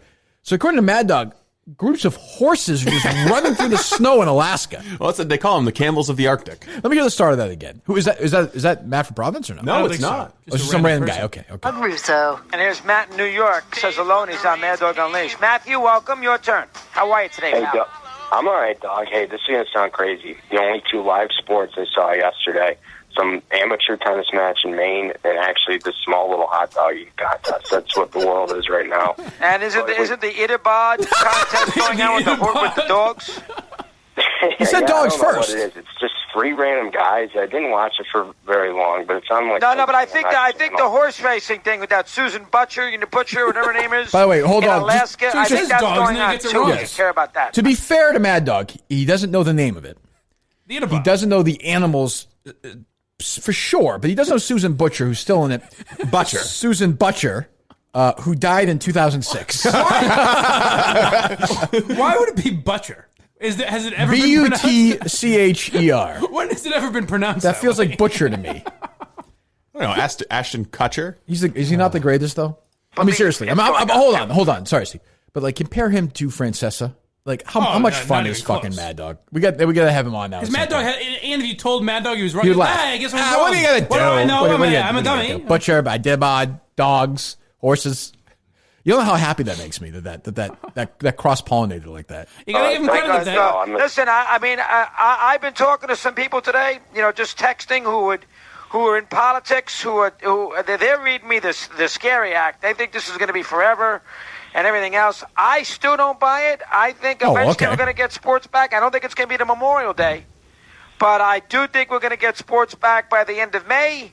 A lot of people think not the case. We won't have sports all year. I find that hard to believe in this modern age with medicine. He's got to come back or not? Who knows? Okay. I'm not a doctor. I know that thank God for that. if you watch the newscasts and everything else, they're going to basically I'm not a veterinarian. They're You going to can't tell make there's this a out horse to be and the a dog. Spanish Of course, I can't tell there's a horse and a dog and a bear. So. I have trouble believing that. Let's hope I'm correct. Go ahead. Yeah, dog. My attitude's changed a little bit. There's this guy I've been paying attention to for a while. It goes by Steve Robinson. He has been predicting. He's been right on for the last 3 months, and his next calls are the problem could be this thing goes away for a little bit and then crops back up in November. Well, I think that does concern me. I think that was excellent point by Robinson. Influenza did in 18. I like to see all of Russo's readers like, oh, Steve Robinson's got the goods on this? Like, That's feverishly great. Googling You have no it for idea information. how happy that makes me. Say hi to your uncle for me. Say hello to your uncle for me, okay? I still remember bounding down the Indianapolis, just like bouncing like he walks down those. And I was thinking, that is the greatest conversation I've ever had. Say hello to your uncle for me. And then the other one was the Atlanta Super Bowl. So at that point, Mad Dog, though he didn't really know my name, certainly knew who I was. I was, He knew you. doing very well in Boston. He'd been on all the time. And we were just staying at the same hotel. And I was going down to the gym, and he was going down to the main floor. So we're talking, whatever, just kind of. I love it. Like, I'm like, I hope this fucking elevator gets stuck. I could talk to this fucking lunatic all day. Yeah. And the door is he walks out. The door is starting to close. I'm walking out because I'm going to the gym. He's like, I'm walking out. He's like, oh, God, hold on. And I'm like, yeah. He's like, just want you to know, I talked to some veteran Falcons guys. Guys who used to play for the Falcons. This game's going to be close this weekend. It's going to be a close game. I'm like, oh, thank you, dog. Hold on! Don't go without this information. What did he call the Iditarod? The Iditarod. Let me hear it. I bid a dog? The Iditarod. Iditarod. Christopher Mad Dog Russo. And here's Matt in New York. Says alone he's on Mad Dog Unleashed. Matthew, Susan Butcher welcome. died Your turn. 14 years ago. I'm all right, dog. It's like Hey, me, like this is gonna sound crazy. The only two live sports I saw yesterday, some amateur tennis match in Maine, That was and in actually the Massachusetts, small but that's little fine. hot dog contest. That's what the world is right now. And isn't the Itabod contest going on with the Itabod. With the horses? Yes. He said to say the dogs at first. Has Marlon Brando been doing anything lately? Tell you what, they canceled the French Open. Not good for Connors. Not good. Not good for him. I want to see Connors Vilander in the finals. How did he get? Do you find it strange, Steve, that the Iditarod happened? No, not really. No, just because it's so isolated. Yeah, right? I mean, I don't know what the crowds are like. It's a long race. People not really congregating. Where do they do it? Alaska. Yeah. I mean, the dogs can't get it. Well, how about the horses? Equine coronavirus. I don't know. Did I ever read you guys when Susan Butcher died? Did I ever read you my op-ed I wrote? The Globe published it. I wrote about her. I didn't hear it. No. 2 hands, Mike. Two hands full of memories. Two handfuls. Yeah. And I mean, I was a child. Yeah. In 1984, when she won the first time, and I weeped when she won the last time in 2002. Wept? What did I say? Weeped? Yeah. I was so emotional I didn't even know how to speak. I weeped like a baby. It's a very hastily written piece. It sounds like. Well, one year somebody cheated. They used horses. How do you know dogs at first? So he can't pronounce the event. He's aware the event's going on. Yeah. He can't pronounce it. That's what I'm getting at. He knows the dogs are doing it because we all know the Iditarod is dogs. I mean, it's a dog race. Yeah. Slip of the tongue. And then he remembers somebody who won it a couple of times but died 15 years ago. That's unbelievable. It's a beautiful mind. It's a lot going on. The Mad Dog has. Jesus. Maybe he's like me, and that like I know so much stupid stuff that I forget. Like I couldn't tell you the phone number we're going to use tonight. You think there were just some averages of the mismatched synapses or something? Yeah, I could tell you. Like I could name you stuff from the 80s, like all day, like anything. Like the other day, that Beastmaster thing. I could fucking do that forever. Yeah, Mad Dog can tell you Pee Wee Reese's batting average. Yeah, I can tell you where Bruce Springsteen's always singles charted in Billboard. I could tell you number one song any week in the 80s in Billboard. But yet I couldn't Steve, give you that phone number again right now. I couldn't give it. I couldn't tell you what it is. No idea. And Mad Dog's how much older than you? So that's what you'll be in 15 years or so, whatever. He's probably 60 now, right? I would think he's 60. I would have said late 50s. Yeah, probably might. That's true. He's probably like about Jerry's because he's younger than Francesa for sure, right? Yeah, but he's been doing it for 30 years. More than that now. Number one for 30 years. Number one. But I mean, 30 years ago was 1990. He was on radio. He was on radio in the 80s. He's probably 58, yeah. Yeah. I bet she's 60. That could be you in 15 years. Susan Butcher's good. Dog, she's good. She's good. Dog, I don't know if they did horses that year, dog. I don't know that. They might have. I'm in the game. I'm in the horse game myself. Making fun of Mike and Chris is now more fun than listening to Mike.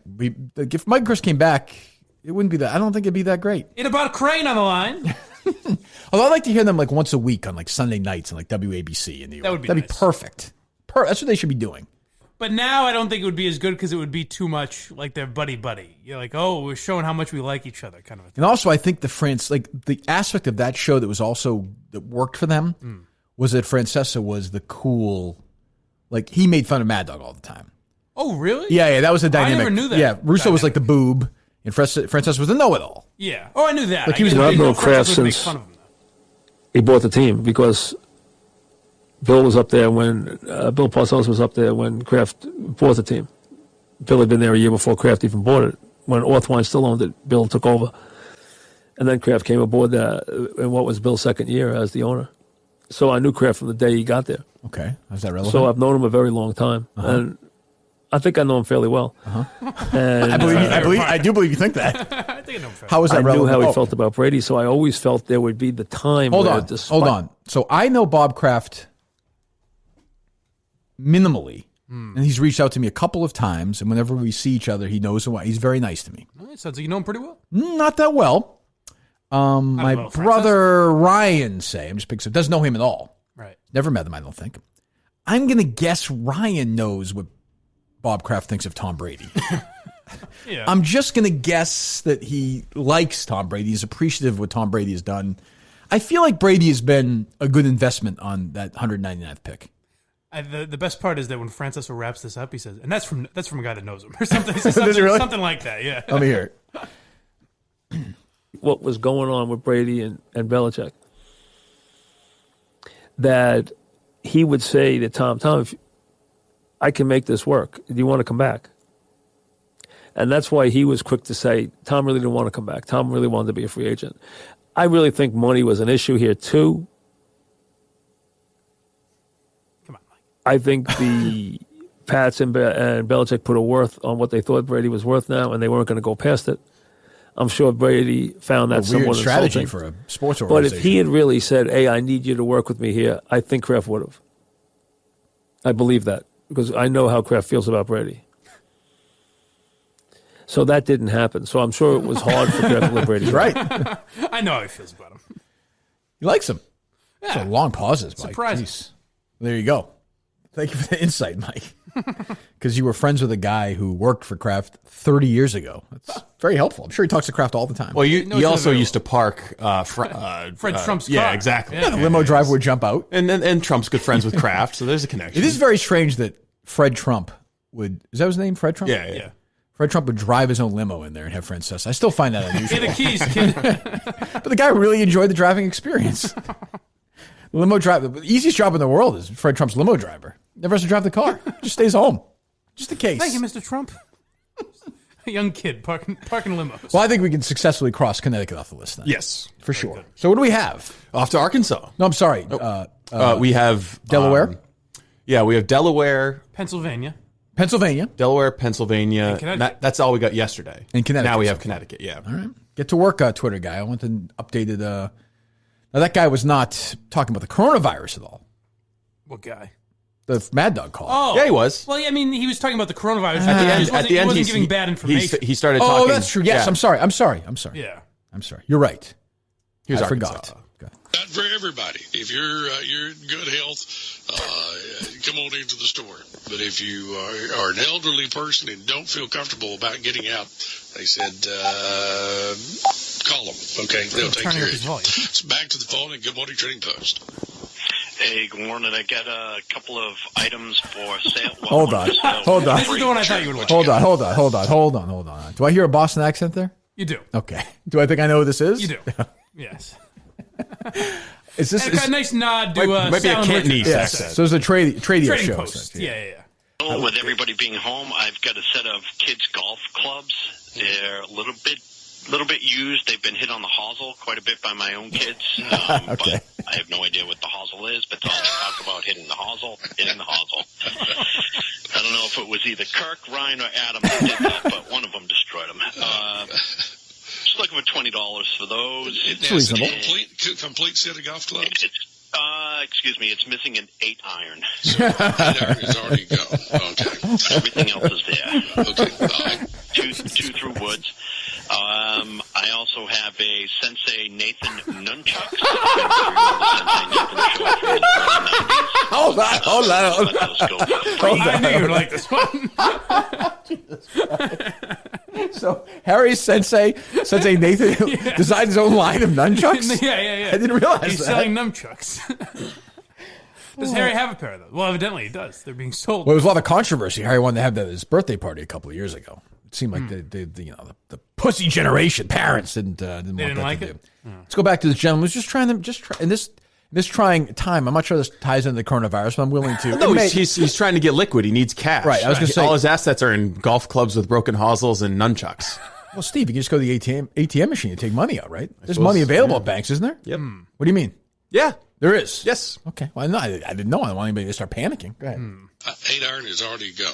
Okay. But everything else is there. Okay. All right. Reasonable. Two through woods. I also have a Sensei Nathan nunchucks. If anybody remembers Sensei Nathan's show from the early 90s. I'm willing to let those go for free. They're plastic. Uh-huh. So this is Sensei Nathan. And the last is I actually have a semi-used bottle of Purell. It's been used 26 times. Did you hear that one? Are you serious? For any money? Yeah, I do. And I'm not looking for any money on that. Just want to help somebody out. Okay. That's good stuff. All right. And that's free. All right. What's your telephone number? 617-779-7937. 7937. Where are you calling from? I'm actually down in Conway. I'm a transplant. Okay.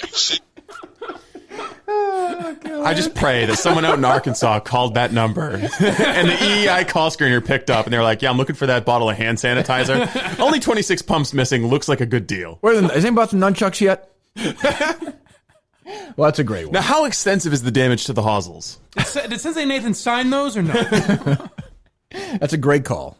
Well, Arkansas, off the Yeah, board. that was a great one. All right, here we go to Keene, New Hampshire, WKBK. Okay, good. We got it. Yeah, we're handling the east part of the country pretty good so far. 3-5-1290. We'll grab one more before the break. You're on the radio. Good morning. Hey, good morning, Dan. Thanks for being the voice of reason this morning. I'm trying. I'm not sure how reasonable. One thing I wanted to just ask if you had heard about ways to tell if you might have COVID-19. S.E. Robinson Institute for Robotics and Macular Degeneration tweeted yesterday that taking toenail clippings and putting them in a dish that has urine, and if it turns green, you may have it. Have you heard anything about this? No, geez. And if it didn't come directly from the CDC, or the New Hampshire Department of Health and Human Services, I would question it. Now, here's the thing. It probably won't hurt you if you want to actually wait a minute. toenail clippings and put them in your pee and some soap. But again, what color is the soap to begin with? What color is the pee to begin with? What does this man suggest? To me, it sounds like that is complete BS. But I don't know.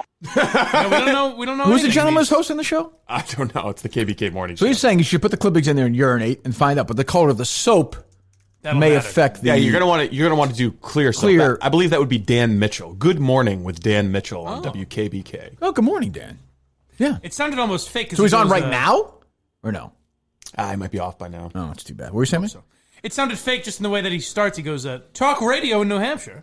Or whatever he says. What's fake about that? It just seems like an odd way to start a morning. Speaking of calls, let's take a couple, Steve. Let's open up the line and spend some of our show money, shall we? Spend some of that Penn National moolah.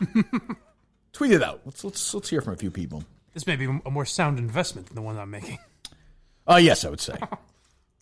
Susan Butcher was the second woman to win the Iditarod, the second 4-time winner, and the first to win 4 out of 5. What do you call it? The Ibadod. Ibadod. She died at the age of 51. Oh, jeez. Oh, poor Susan. Leukemia. That sucks. Damn it. Well, in Mad Dog's mind, she's still alive and well. That's true. Sarah Palin, Steve, signed a bill establishing the first Saturday of every March as Susan Butcher Day. Well, there you go. That's nice. She's got to be a big star up there, I would think. The hell are you calling? Oh, this fucking thing. You are on the Kirk Minihane show. A lot of work, though. High security here. I like that. Spend $10,000 a show on it. Fucking better be.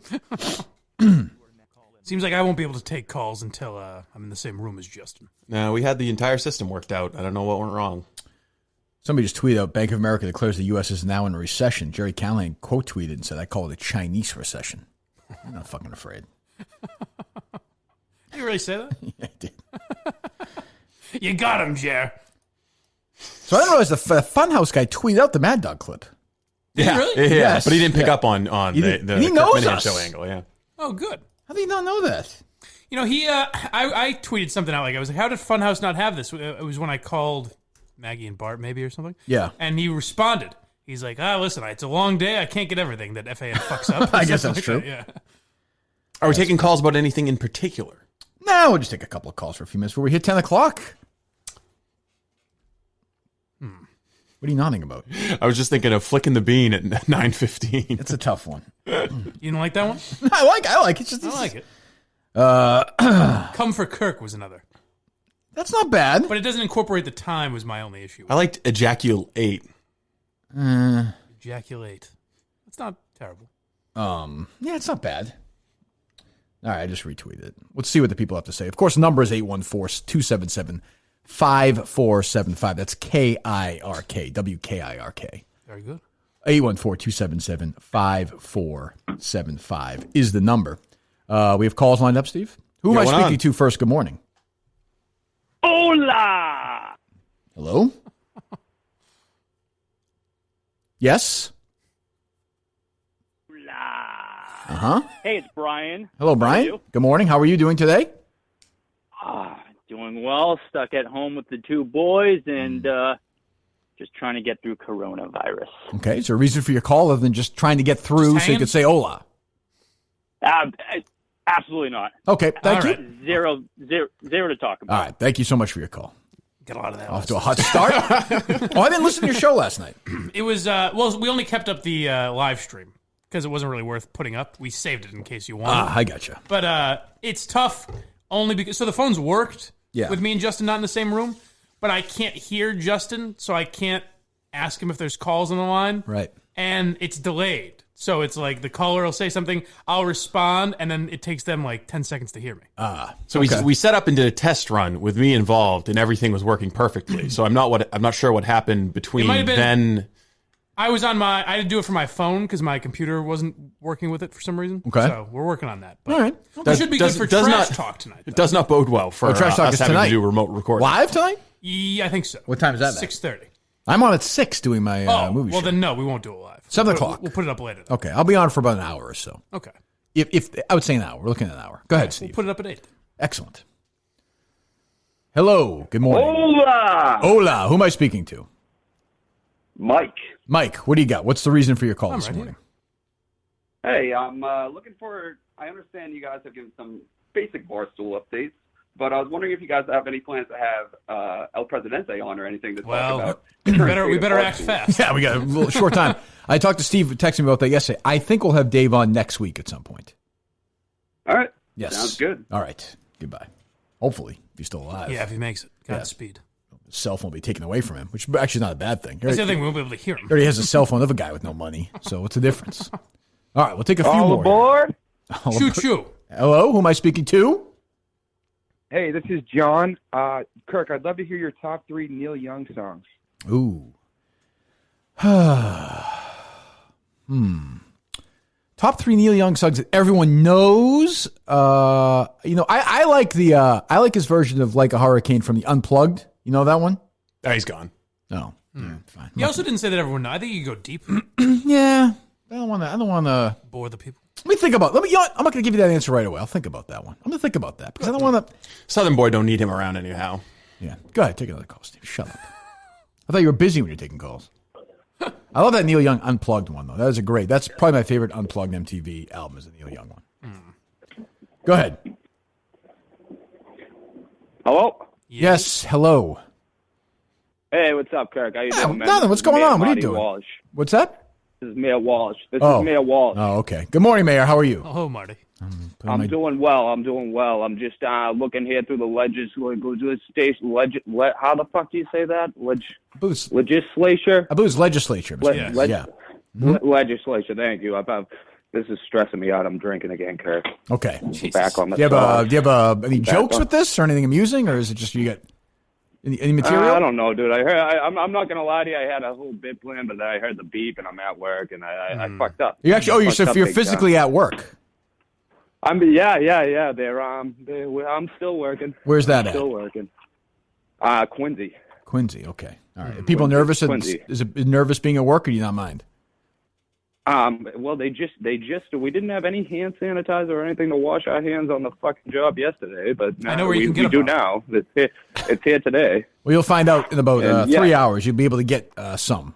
Some may be available to you to buy.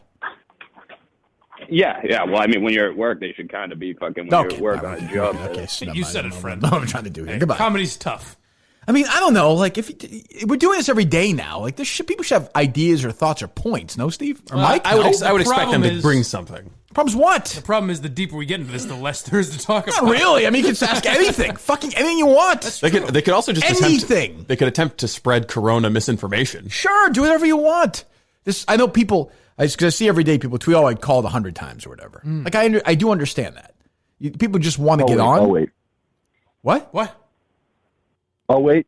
No. Go ahead, please. The floor is yours. This will be good. I don't mean to talk. Hey, how's it going? I just wanted to say, "Don't be denied," Down by the River, and then Farm Aid along the Watchtower. Those are my 3. The one at Farm Aid with Willie Nelson. 100%. That's a good one. That is a good one. Okay, thank you. That is a great one. Have a great one. Very good. Thank you. Well, there you go. He's responding to a previous call. How? You get lucky. You just if they're on the line, they can hear the show. Oh, that's true too. But that's the only thing he was calling for, apparently. Mike, do you guys think that he just called in and randomly listed his favorite Neil Young song? No, I'm saying another point. So. That's a good point. I'm thinking I'm on the radio still. I didn't even think of that. It's true. Well, he probably had nothing to say. Evidently. Like everybody else. Guy got lucky. All right, go ahead. It's a good point. I was thinking like a radio thing. Like, oh, good. Yep, good job.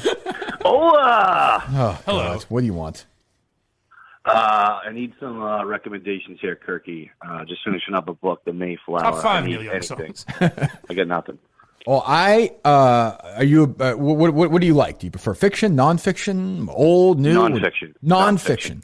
Well, I finished. I said this last week. I just finished that book about the U.S. gymnastics scandal. It's fucking wild. It's unbelievable. The guy Dan Murphy from ESPN wrote it with somebody else.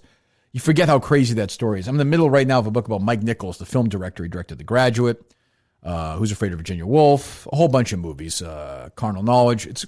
Book also was excellent. So I would recommend those two. It's the last two I read. I have like 9 books right now on my dresser or whatever that I'm going to be going through, hopefully through the next couple of weeks. Okay. Was this Mayflower book any good or no? It actually is pretty good. I mean, it's pretty self-explanatory what happens, but I mean, figure out the sounds exciting. I mean, don't spoil the end for us. There you go. Okay, no problem. All right, see ya. I don't like books that far back in history. I just find them to be too academic.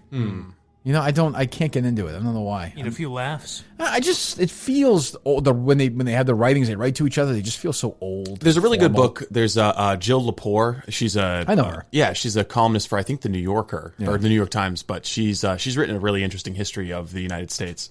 It covers like a lot of time, but it moves fast enough so that you don't feel like it's an academic text. All right. It's called like We Hold These Truths or something. I think that is. I've seen that in the bookstores. Yeah. It's decent. Okay. All right. There you go. Take a couple more calls. Book recommendations, Neil Young songs. We're doing it all. Hello. Hey, Kirk. Hello. Hey, I have a quick question. Sure. Talking to somebody on the phone.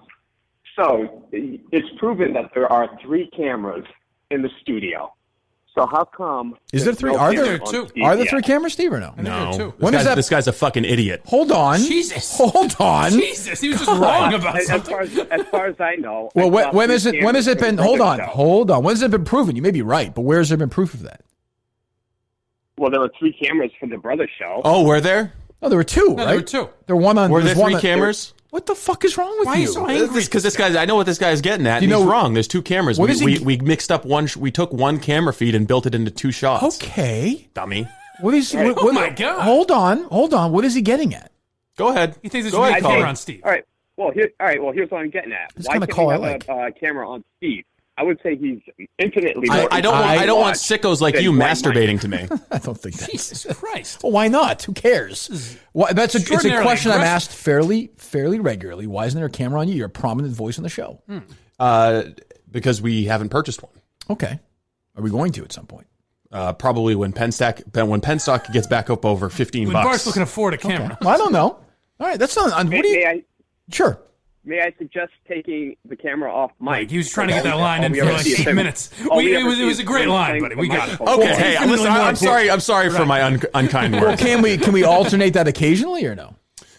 No, because we'd have to have somebody out there like turning the camera around. Oh, okay. Well, the reason we could switch views when your brothers weren't here is because they were both in the same shot. And we were manipulating that one camera feed. Okay, you want to apologize to Steve?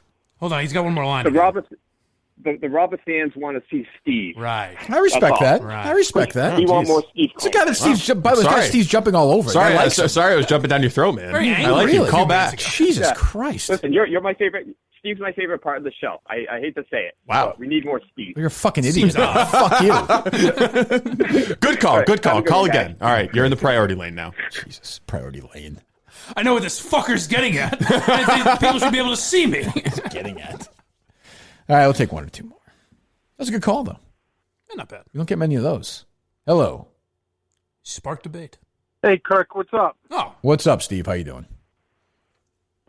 Very well. I got to be honest, I was a little disappointed in the lack of appreciation by you the other day. Regarding? Well, did you notice that I gave you a pretty big bump before your brother's show the other day? That's true. He was the lead-in. I did not notice that. Well, at one time we had 15 people viewing our program. Oh well, listen, I'm deeply appreciative. It's a good start. When is it? It's in my ears. I like your show. It's too delayed though. Like you have references that are way they past tape Friday night sometimes. Yeah, that's an issue. I think. Yeah, we're going to do Sunday this week. Okay, and it's going to be when? Monday? I don't know. It's whenever. Why can't you just have it come out Sunday night? The need not to bump us anymore. You're fucking bumping us around like we're playing pinball. Why can't we just drop it? Why can't we just put it out Sunday Why can't we just put it out Sunday night, Steve? If you do it Sunday night. Whatever you guys want. Listen, we're very appreciative of you, even the opportunity. So. Well, I mean, you're working for free. Well, I like the show. I enjoy it. Did you hear me yesterday? Fucking, first of all, fuck you. You're saying I'm not very appreciative. I said you guys are better than Dale Arnold. There's no higher compliment than that. Hold on. First off, I never complained about that. I said you didn't say thank you for the bump. That's all I said. And I said you guys should be on the fucking radio. That's true. Well, that's not a very. I brought you out in front of everybody in Madawaska and said that you're the reason why I'm here. What host, what major talent would ever say that about a fucking listener to a show? I think you feel bad for me. I think. Well, that's true. There's an element of that. Steve, what was your fever at this morning? I had a little bit of a temperature, and I have the shits really bad. I worry Steve skyrocketed up the list on the Life Loser Challenge. I fear for his health. I think it may be a medical issue. I fear for the Life Loser Challenge with this coronavirus. I gained 9 pounds this week. Okay, good. What? All right. How do you do that? Yeah. Well, I mean, I'm trapped in the house with 2 fucking kids, and they won't. All I've been doing is eating snacks and playing Monopoly. They need to go back to school. Do you have any kind of exercise equipment in your house? To be quite honest with you, when I was getting divorced, everything got sold. Everything except for the picture of the naked woman. I will tell you this story, Steve. Since you're on, I will tell you this story. The night I checked in to Winchester Hospital with those thoughts, and I talked to the security guy who asked me about Portnoy. Oh, the last time. The last time before this, yes. Yeah. In that room that night, it was your typical emergency room. So it was the size of, I don't even know, not the size of half the size of your room, Steve. I ran around there. I ran around the room for like 35 minutes in my socks. Really? Yeah, I did. Just to dispel the notion that I was losing my mind. But I was like, I hadn't run that. I knew it was that day. It was the next day. It was the middle. I was like, I probably won't be able to run today. Interesting. Because I'm going to get moved to McLean. I already said I was going to get moved. I was like, I'm not going to be able to run there, so I'll get my run in now. So I ran for, I think, 35 minutes. So you can run. My point is, Steve, you can run in your house. Run in place. You're a military guy. I was, and my house is very big. There was a big reduction of assets, very big. So I don't have much. How's your relationship with your ex-wife? I imagine it's good, no? We talk every day, and I get to see the kids every day, which is the most important thing. But I would suck a dick for a lollipop. I'm fucking poor. Okay, well, we may make that happen. All right, we'll talk to you later. By the way, I'm appreciative for the bump for the lead-in. Thank you. So he'd be willing to suck a dick for a lollipop. He's my favorite Minahan, Steve. He's a good one. Yeah, he's a good one. That's a good way to wrap it up, I think. No, Mike, Steve, is there any other calls? Anybody worth lining up or no? Yeah. All right. Sucking dick for. So how are we playing this? How are we doing this 10 o'clock thing today? So someone did send, I think, the show account a lady number, and said they wanted to do it at 10, but I haven't been able to find it. So we might have to just call a random lady Minifan who's provided their number. Okay. I mean, I don't know. But we don't know if they're men or women, right? Well, I mean, I think Lindsay C. might be a woman. I would imagine. Well, you never know with these people. That's true. This is a lot of responsibility for this young lady, though. Yeah. I feel uncomfortable. I have to. It is different. It is different. But why should I? If I'm being fair to everybody, you know what? Part of it. It might be a 25-year-old woman you're calling up and be like, "Hey, you want to moan on the phone for me, sweetie?" But not me. But how about if I did it to a 25-year-old guy? Hey. Lauren Lynn was the one that came up with "Come for Kirk," so they're into it. It's a lovely title. Yeah. All right. What's the guidance? Call her up. Better answer now after all this build-up. Kidding. Jesus. You're probably cooking something. To Verizon Wireless, your call cannot be completed. No, we tried it. Swing and a miss. Come again, as they say. Why are so many lines down? Maybe this is. I'm wondering if it's my phone. You pay your bill, Steve? We can make some calls, just not all. I'm not going to give out the number to have women call and pretend to have orgasms. We're not. I don't think we're there yet. No, that's mid-April. Yeah. You're saying we're not. Yeah, it's going to happen. Yeah.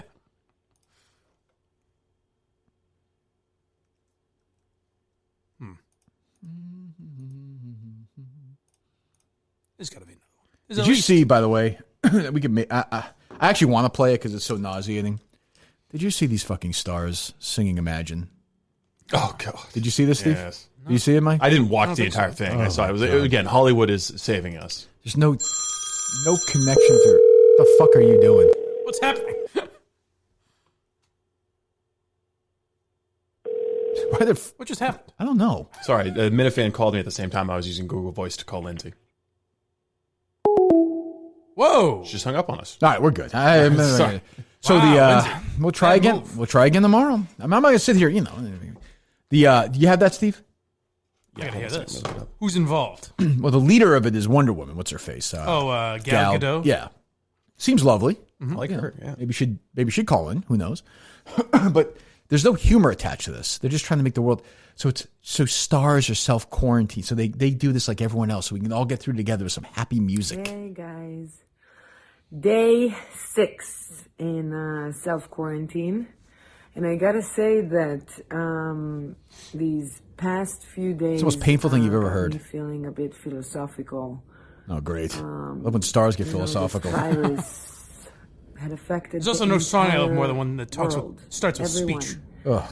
Doesn't matter. There's no song that's been who fucking you are, overplayed where more in you're times of from. tragedy than Imagine. We're all in this together. I was lucky in this, John Lennon. Just listen to this fucking song. Well, next they're singing Women Are the N-Word of the World. Video of this Italian guy playing the trumpet in his balcony to all the other people. Have you guys who seen were that story lost that the inside Italians are their singing? house. I saw it, yes. And he was playing Imagine, and there was something so powerful and pure about this video. Get your cape on and go star in your movie. It goes like this. Imagine there's no heaven. Oh, there's no music behind it? Oh, Easy if you try. Kristen Wiig, no humor attached. No hell below us. Above us only sky. Just celebrity after celebrity. doing Imagine this. all the people. Now Steve was useless because you won't. You know No, I have no idea who any of these are. Sarah Silverman. Yeah. Oh, Jesus. Imagine there's No idea. Oh, God. It isn't hard to do. Rob Lowe? No, Jimmy Fallon. Nothing to kill or die for, and no Nope. religion too. Imagine all the people. Madonna? Nope. Living for today. These people. Is that Roseanne? I don't think so. I suspect not. I don't think so. You may I don't think say it is. that I'm a dreamer. It's more fun to have Steve guess. Go ahead, Steve. Keep guessing. Just guess every time. But I'm not the only one. Susan Sarandon. Okay. Hope someday. Kevin Love. I don't think so. No. Steve, guess every time because someone's going to fact check this later. Keep guessing. Just keep guessing. Imagine no. Go ahead. I don't have a guess. All right, go ahead. The guy from Handyman, Tim Allen. No need Oh, that's Will Ferrell. That's easy. Handyman. Tim the Toolman Taylor. Handyman.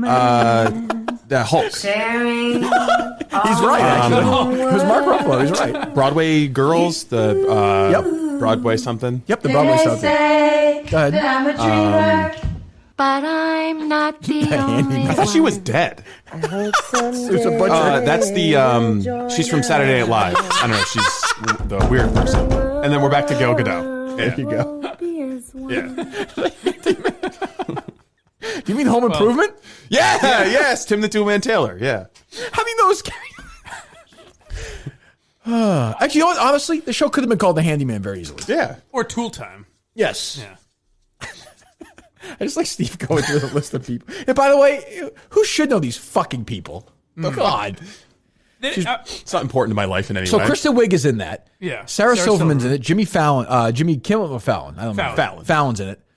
No humor attached to it. None. These people never like Kristen Wiig. Well, this isn't her time for humor. What was that supposed to do? What was the goal of that? Just let you know that we're all, we're all part of this? Yeah, we're all in this. Good. I didn't realize. Just in case you didn't know. Because I think you thought the whole time you're completely isolated and on your own. Yeah. Even though you're isolated in your home, Just so you know, Mark Ruffalo is also in his home. Well, it sucked when I couldn't take calls yesterday. I was like, it sucks that I'm the only one dealing with this. It's trapped inside. Right. Now, I would like to see the Minifans put together some sort of song as well and put that up for tomorrow, please.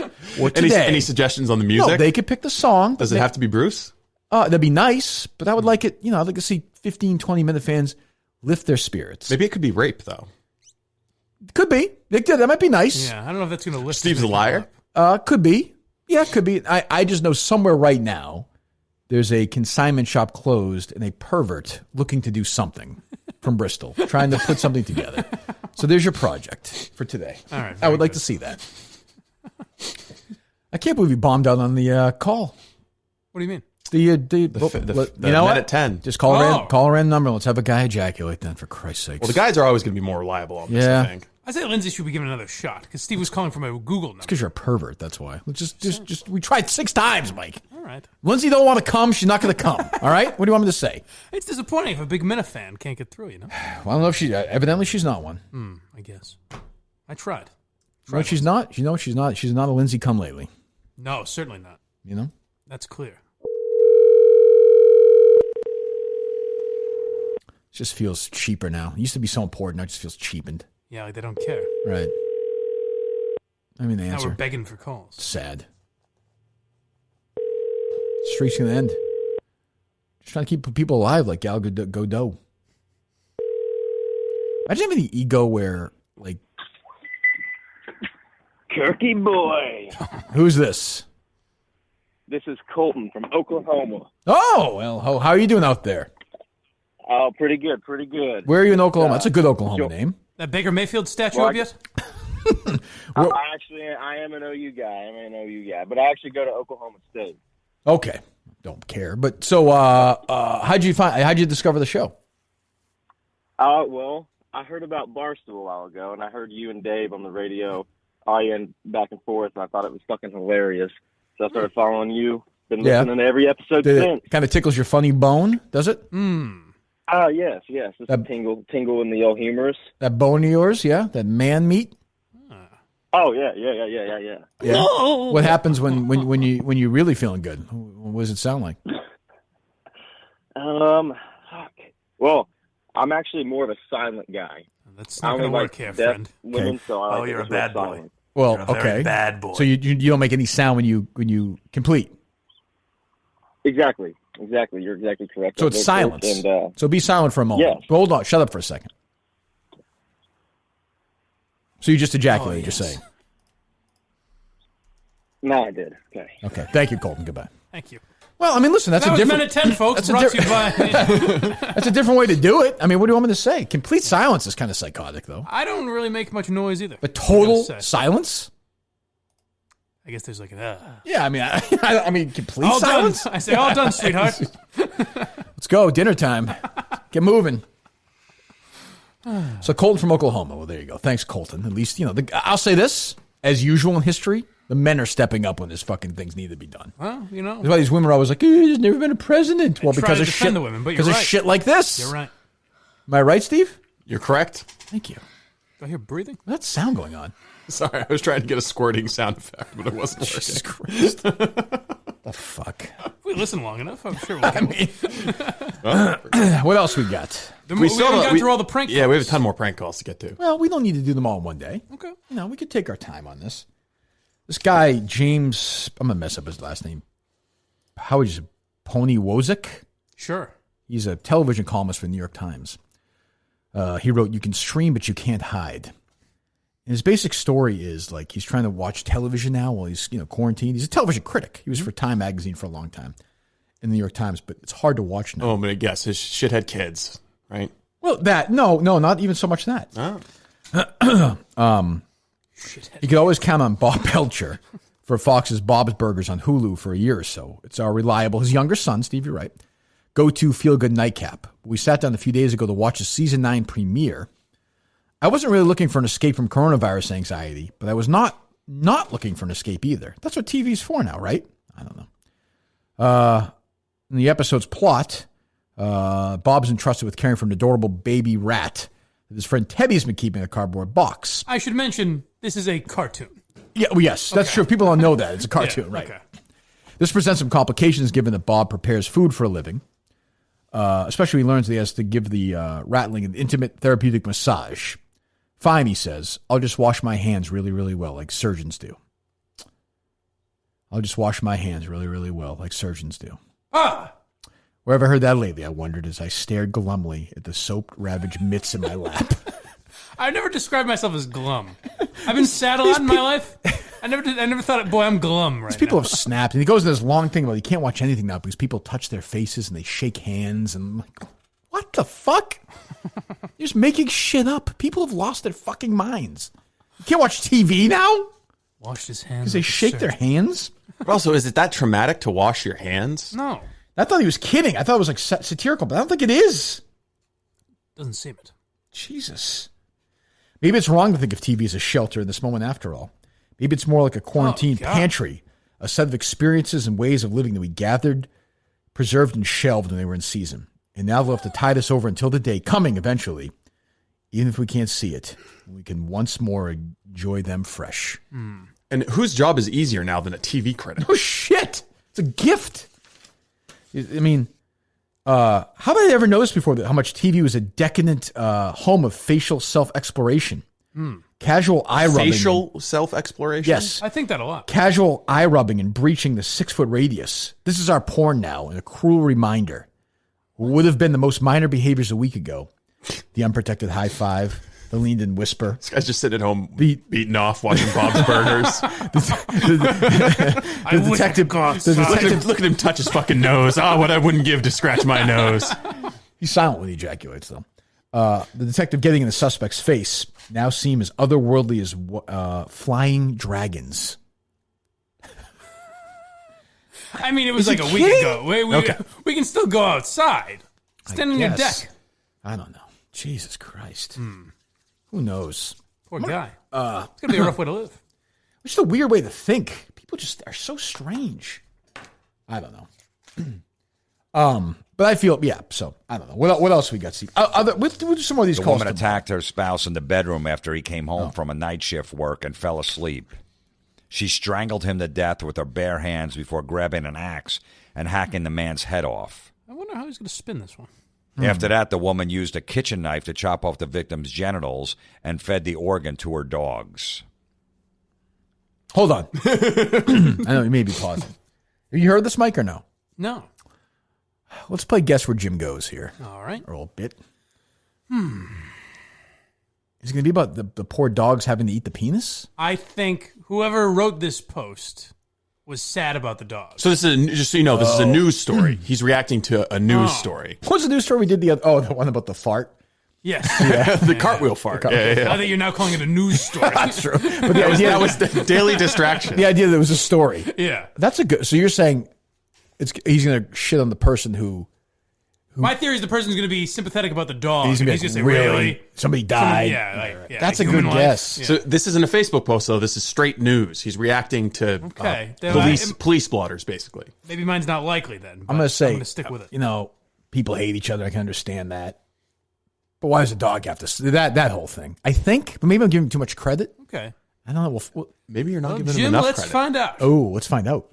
I like this bit. After that, the woman used a kitchen knife to chop off the victim's genitals and fed the organ to her dogs.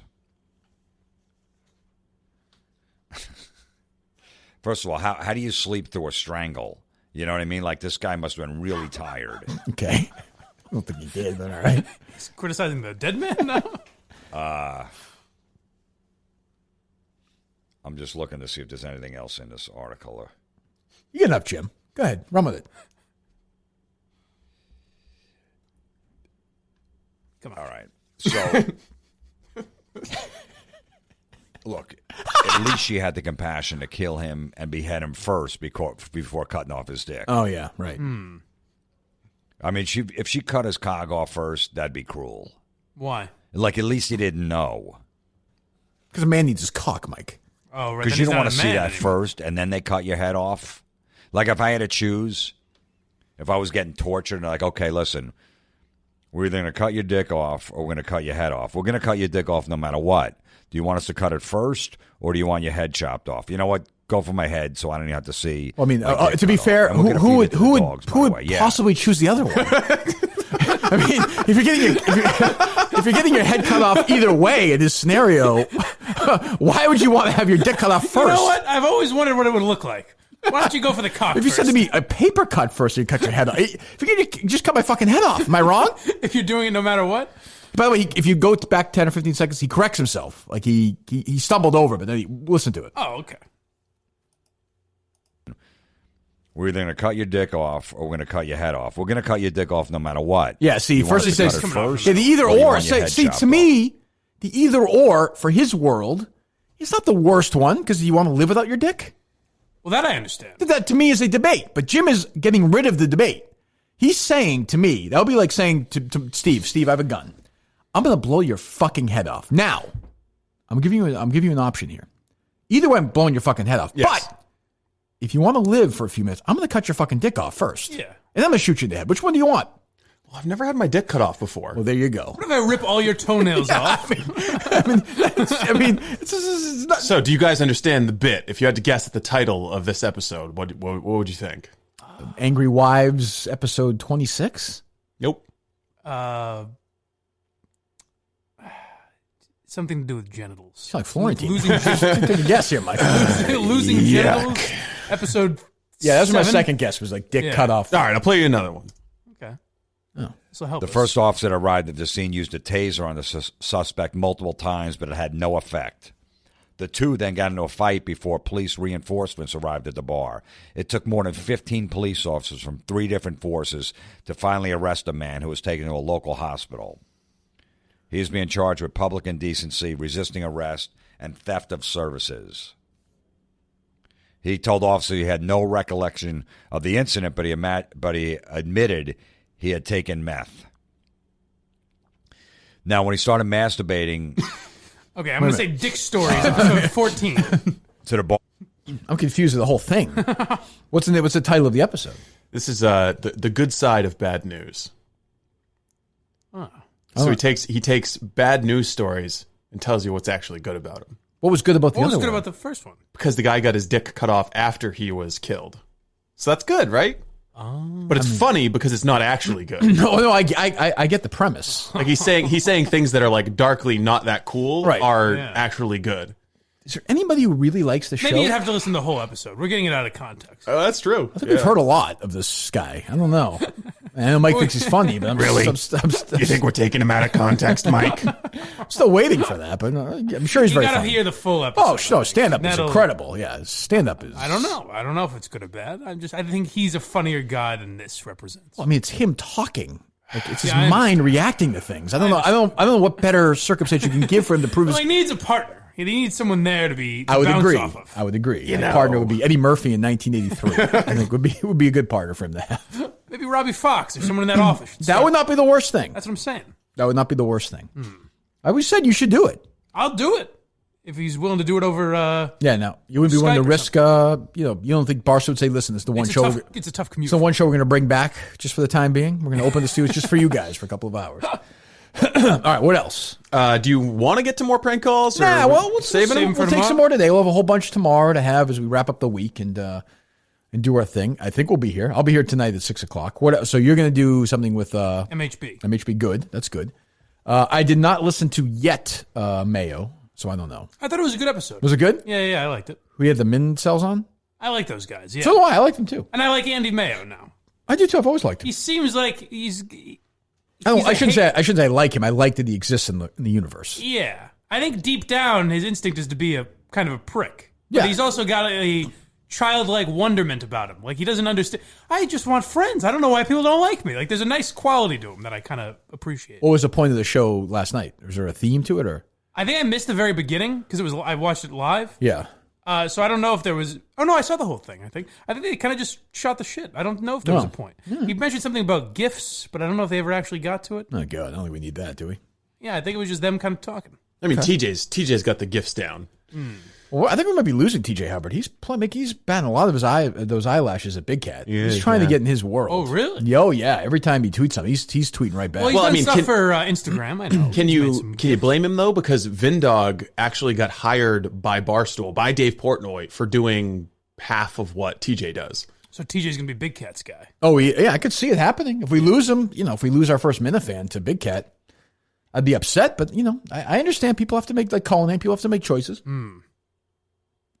Sadly, there are ramifications for all actions, but that's okay. Big Cat's kind of that guy where you think he's just a friendly guy, but he'll cut your throat. He'll take people away from you. I mean, that'd be taking a big one away too. Yeah. Jeez. I mean, he didn't get to where he is by not cutting exactly by being this lovable, friendly. There's a bunch of dead bodies in his closet. Oh, Big Cat? Yeah, he get all that stock money by not being swift and smart and intelligent. Let me give a quick update here on the stock market. Do we have anything, Steve? Let's hear it. Penn National Gaming stock up. Yeah, up almost a buck. Amazon's up a little bit. There you go. Business services down, financial stocks down. Some of the tech stuff's back up, but Entercom up to $1.70 too. Woohoo! What a day! What Things a are day! Looking good. You were right at the beginning of the show. This country's turning around. Trump was right, as always. Yeah, the smart money agrees with Kirk Minahan as usual. What was I going to say? I'm trying to think if we get anything else here other than the normal, usual stuff. I'm forgetting. Any stories, Steve, that jumped out at you or no? No, not really. It's all Corona all the time now. Well, let me tell you this story. So, I'm in Winchester last night. I go to see my parents. Swing by. I go for a walk around the center, just around town. In between. It's right by there. There used to be this jewelry store right in Winchester Center. Malcolm family owned the jewelry store. I think the guy retired like a year or two ago. So they're putting together like a restaurant kind of thing. They've been building for like the last year or so. So last night I walk by it and I see a sign in the window, like a thing. And it says this. It actually says this. Opening tomorrow. There's a restaurant. Opening tomorrow, March 19th. Opening tomorrow, 3/19, 12 to 7 p.m.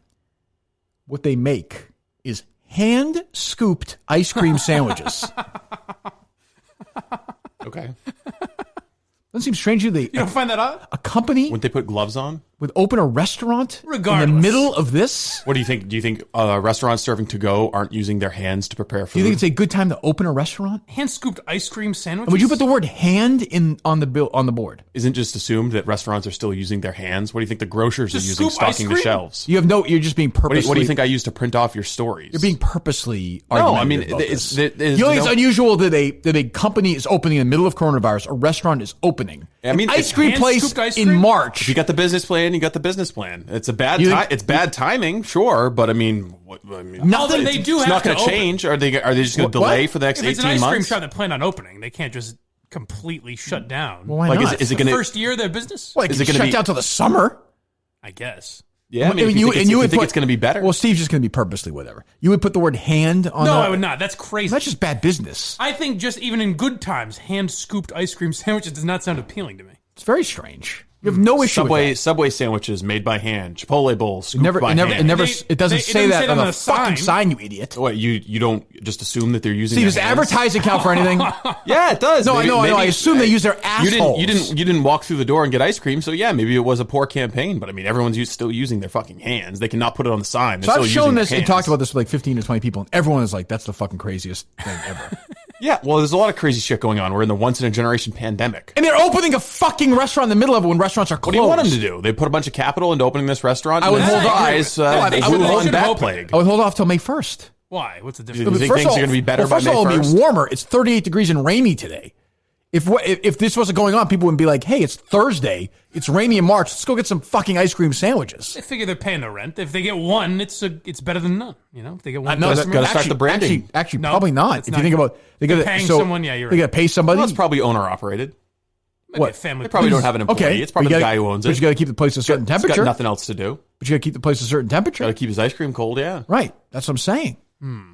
That doesn't strike you as odd at all. Hand scoop. Oh, there's a lot of odd things going on. It's not the most. Okay, I don't care about the other stuff that's going on right now. Then we have nothing to talk about. Okay, you know what? There's a lot of odd stuff going on. Everything's odd. Fuck it. Fuck it. I said, if he's got a business plan and he was planning on opening up on this day, he's going to open up on this not day. the man or woman's business plan to open in the middle of a pandemic. It's clear that he's not a marketing genius, but I'm not necessarily. That's it. I'm going to go track it down. I'm going to get some hand-scooped ice cream. That sounds disgusting. What does? Hand-scooped ice cream. I understand they're probably now you're just being a gloves. butt sniffer. What? Yeah, Sounds disgusting. All ice cream is hand-scooped.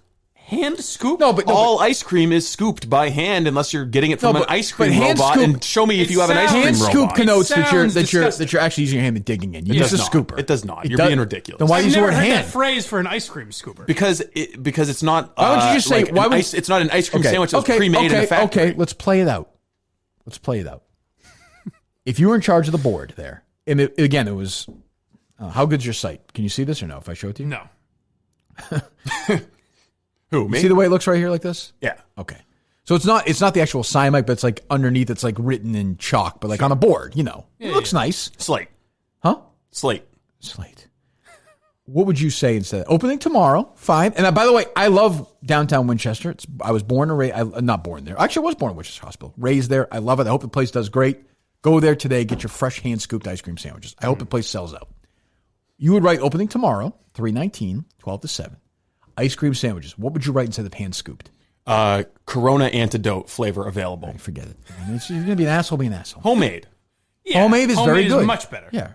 But again, I'm a marketing genius. Fresh, whatever. Some sort of, homemade is even better. It may not be true, though. So a lot of marketing isn't. Okay. But my issue is your initial reaction. Like your quote is, "What was wrong with that?" Yeah, because ice cream is hand scooped. But then you spent the last 6 minutes. Yeah, but that's not the image through what's wrong with it and not disagree. Yeah, but it's not wildly ridiculous because all ice cream is like when I go into an ice cream shop, I understand. All right, pick a random number. Pick a fucking random number. I went to JP Licks. I got 3 pints this weekend. I got 3 pints of ice cream. It was hand scooped. I didn't give a fuck. The guy was probably wearing gloves, right? It was a young lady. She was probably wearing gloves. You're saying it was hand scooped. It was hand scooped. I watched her scoop with her hands. I understand that, but it didn't say on the door. Wouldn't have made a fucking difference. Steve, do you understand that JP Licks is going to be hand scooped. That thinks it's strange that in the middle of a place where restaurants are completely closed, they're doing no business, in March during coronavirus, somebody's opening a restaurant and saying that a big part of it is being used by people's hands, where most people say it's being most transferred by. Sure, bad That's marketing. all. Bad That's marketing. all But it's I'm not saying. It's not a. It's not a deal killer for me. I'm still going to go check out that ice cream. I'm not saying it should or shouldn't be. I feel like people like you are why the economy is foundering. Because you're like, oh, I'm going to get coronavirus because it's hand-scooped ice cream. Do you know what I did? Unlike all the other ice cream. Okay. Did you go in there and get a sandwich? No, it wasn't open. It opens today. You're going back in? Worried about everything. Do you know what I did yesterday? While I was walking down there as well, I went to Lucia's Restaurante in downtown Winchester, ordered food, and picked it up there. All right. So there you go. Good. Nice job. Quite the opposite. Was it a handmade pizza? I got a little pesto. My favorite sauce. Was it handmade pesto? No, they didn't use their hands. They said they're not using their hands at all. That's good. They're using the force. It's nice of them. Tom Brady's using his superpowers and putting it together. Call a random number, see if anyone thinks it's a good business plan. It doesn't make. I never said it was a good business plan. I just said it's not. Your first what's quote. Wrong with that? Your first quote was not what's wrong with that. Like, hey, let's talk about what's wrong with that. It was dismissive. Like, what's wrong with that? Why are you bringing that up? Yeah, just pick a random number. You know what? I don't even want to do it. Fuck it. I'm so right. It doesn't even matter. I want to talk to these idiots. Am I wrong, Mike? I don't want to come off as a butt. Am I wrong, Mike? BS. The best question that's ever been asked on this show. Yeah, but you agree with me as well. There are better marketing, but this doesn't strike me as outrageous because the idea is should we call the place? Unlike factory-made ice cream sandwiches, his sandwiches are scooped by hand. I love an ice cream sandwich. Don't get me wrong. Who doesn't? And by the way, do you think the name of it is weird? What's the name? Frozen Hoagies. Yeah. No, there's one in Somerville. A hoagie is a sandwich, and these are frozen. So I know, it's an ice cream sandwich. I agree, but when I saw the again, it's not the image it conjures. When I saw the sign, a sub. When I saw the sign 6. What are you calling? Random Minifan. I told you not to. You don't want to? Right. Just take it. Fine. Yeah, you hang up on them? No. I would think of a cold sub. Well, the sign was up for a while, frozen hoagies, and it didn't make any sense to me. There's one in Somerville, I guess. I'm sure they're very good. I hope it does well. They're getting promotion on this show. Let's call them. Hang up. Oh, this has a Somerville one. I don't care about the Somerville address. Oh, well, so it's been successful enough to... Yeah, that's what I'm saying. Become a chain. That's what I'm saying. Then they must know what they're doing on some level. Yeah, I mean, I'm rooting for them. I don't know if they have a Winchester number yet. It's a little strange, isn't it? Day one, you got to be open for business. So it was a Boston's original handmade ice cream sandwich truck. Ah, yeah, that's where they get their that's where they get their hands dirty. Literally. Great. We'd have to call their Somerville number. Oh, you did? Well, that doesn't do us any good. I want to see what's going on there. I will drive by at some point today just to see what's going on. Huh? I think. No? It seems like an investigation that will replace the Mincel investigation. Well, I mean, that's been pretty quiet. Yeah. He's doing DC hasn't made much progress yet, but I'm sure he's working hard on it. New York Post. Gal Gadot, is that her name? Yeah. Celeb packed Imagine cover spawns outrage. Outrage? A little strong. I'd say it's more, mocking, but yeah. I would think. Derision. Yes, it's funny. I mean, I think it's funny. Outrage. I'm outraged that these people are singing the lyrics to a song that was written 40 years ago. Yeah, I think whatever year it was, yeah. Which, by the way, I hate that song. It's just so overplayed. I like it. You still, if you hear it now, you listen to it? Yeah. Still? Yeah. God, I've heard it too many times. Well, I don't like John Lennon's voice. I'm not a big Beatles guy. I've never really been a big fan of either one of their voices. Just McCartney either? Yeah, I mean, they're fine. I'm sure I'm wrong, but I've just never been into the Beatles that much. I'm a big McCartney guy. He's good. But Even the songs that people mock, like that Everybody Gonna Dance Tonight, that's catchy. I like that. Oh, God, really? Yeah. Jesus. Well, okay. I like a catchy tune. All right, anything else, Steve, before we wrap it up? No, I don't think so. Back here at 6. 6 for movie o'clock. show? Are we bringing Mike in, or is this just you? Just me, baby. Solo. Okay. Mike's got his. If it's a movie thing, it's definitely going to be solo. What are you talking about? Movies. Anyway, what's that? No, I'm just saying if you're interested in talking about movies, I'm not going to be much of help. Oh, I got you. If that wasn't already abundantly clear. I'm aware of that. I wasn't anticipating. You're no help anyway with these shows. You're so fucking nervous the whole time. More angry. So this thing won't be here. I can get rid of it if you would please. Yes. Whichever one is better for the television view to get a look at this mug. Because the ladies may not have been doing it at 10 o'clock, but they'll be doing it at 6 o'clock. This mug. Talking movies, right? Excellent. Oh, my God. Fill a river. That should be the name of the show. Cream all over the country. That's exactly right. Coast to coast. Over flooding, if you know what I'm saying. Yes. All right, so we'll do that. Mike and MHB tonight. Yeah. Okay, and that'll be on the... will that wind up on DEC's? Where will we be able to... It'll be on the YouTube channel, It'll be on right? the YouTube And channel. then it'll be on the Minifans. right. So this will just stay on the YouTube channel. Yeah. Yeah, excellent. Yeah, yeah. And this will be MHB's first time dipping his whatever back into the show world after saying that he's going to go fight coronavirus, right? Oh, has he been gallivanting flying around on $40 Spirit Airlines flights. And after snubbing the Robinson Report. Yeah, so he's got that's some true. questions to answer. That's true. That's a good point. So we'll have that tonight as well. I was saying yesterday, we're just trying to give you guys, whether it's, I think there's a core audience that wants as much content as they can right now. There's some that aren't able to listen as much. That's fine. But while we're here and we're doing this, we have this capability. We might as well pound as much fucking content down their throats as we can, I think. Yeah. And, I think we'll be back here tomorrow, though I don't know. I don't. It doesn't feel any different than it did yesterday or the day before. Do you feel that way, Steve, or no? It does feel different to me. It's getting worse, I think. Based on what? Based on the panic. And okay, I'm not feeling a lot. Mike, are you feeling financial really system? The society is going to break down. Well, Steve is like the media mock. Steve wants this to be worse. Yeah, he gets off on it because he knows he's ready. Yeah. He's got his guns and his supplies. I sense no more. I'm not saying that people aren't panicked, but I'm saying I am now wondering when it gets, and we're still early. As my friend Gal said, she was in day 6.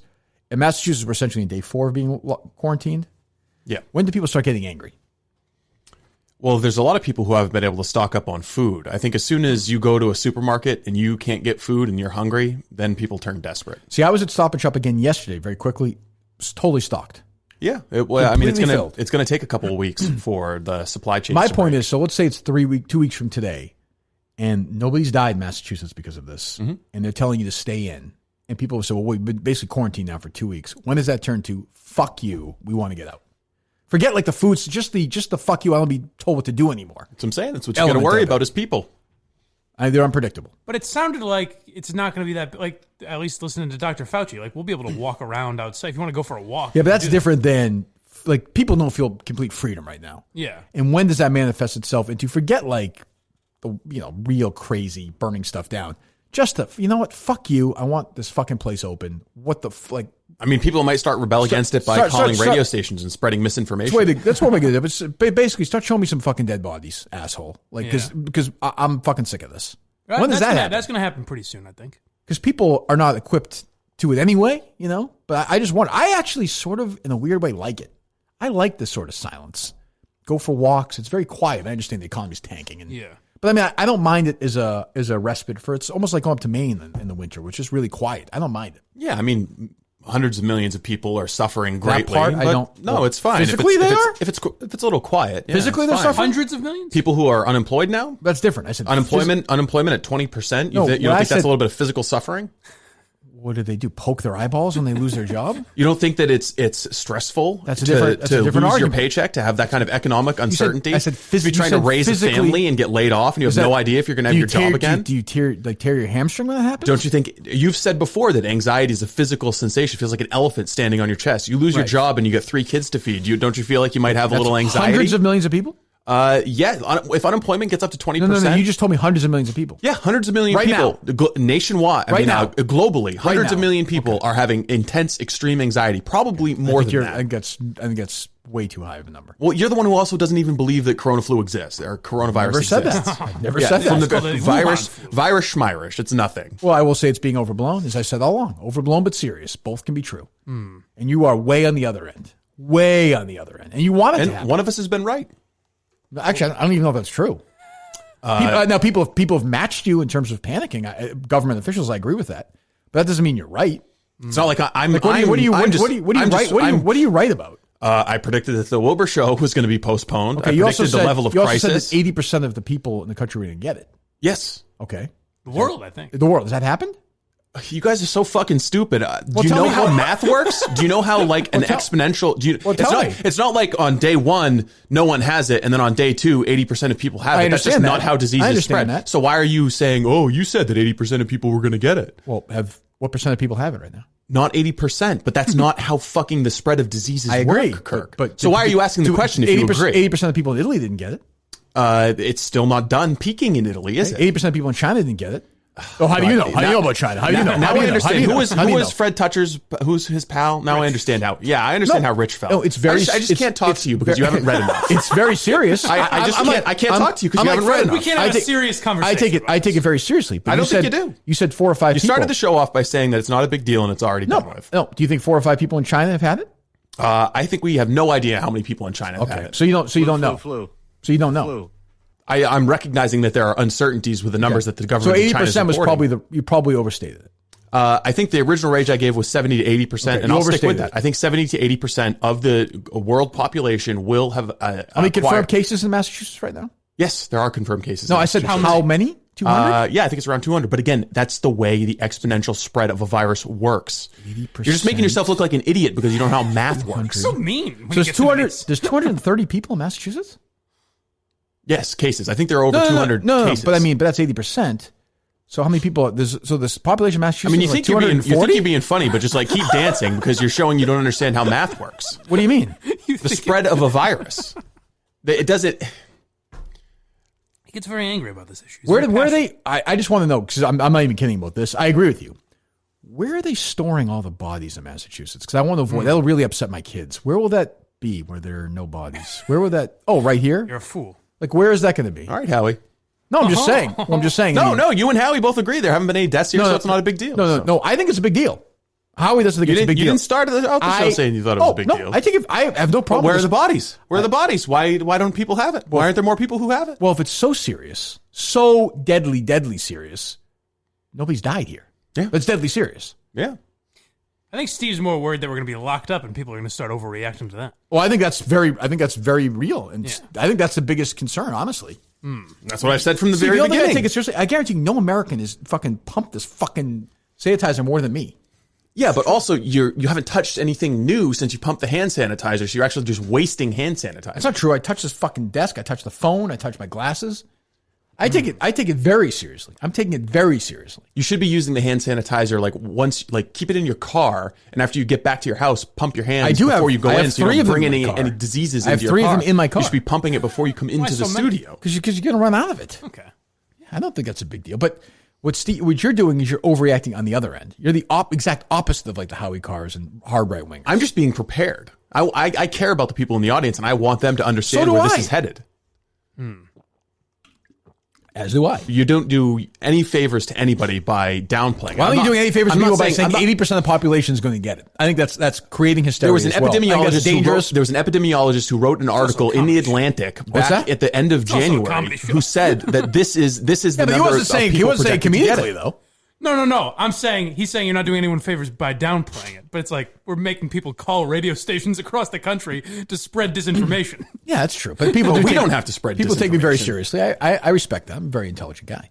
But wouldn't you say that if you're going to play that game, saying 8% of the country is going to get it, and that people are, start losing their money and they're going to be raiding supermarkets is causing fake hysteria as well. I am not saying that's Steve, alarmist. Steve that's Robinson alarmism. believes this. I'm saying based on what I've bullshit. read. That's your fucking pussy. That's a total pussy move. No, there's an article I read in the Atlantic by an epidemiologist who said this is what we believe this total spread of the virus will be. Okay. So it's just relaying accurate information based on what I've read. I can guarantee I can find you 3 stories where they say it's not going to be the case. Right? Okay, do it. Right? Have you read anything? Sure. Plenty of stuff. What have you read? What have you read that says that it's going to be less than 70%? I've not read anyone who said it's going to be 80%. I did not read the epidemiologist in the Atlantic. I'm sorry, I did not get a chance to read. So what are you basing your information on? Plenty. I listened to the fucking part of my take yesterday. Did you get the sense that there's going to be 80% there? Did you listen to it? Yes. Did Fauci say 80%? Did you get that sense from him? It is going to be very widespread. I agree. It is going to be very widespread. The percentage of Americans who have it. Me down a little bit. By the way, Steve. Well, Fauci is a reassuring guy. Yeah. Steve, by the way, you might have already had it. It's true, yeah. That'd be something. So it's so awful that you might have already had it and felt no side effects. Like, what's his face? Idris Elba? I did a Rob Alba. Yes. What? Yeah, you're right. What are you getting mad about? It's no big deal for millennials. I have never said that once. Let's go spring breaking. I'm not doing any of that. I'm quite the opposite. I'm not doing any of that. If it's no big deal, then why are you pumping that hand sanitizer?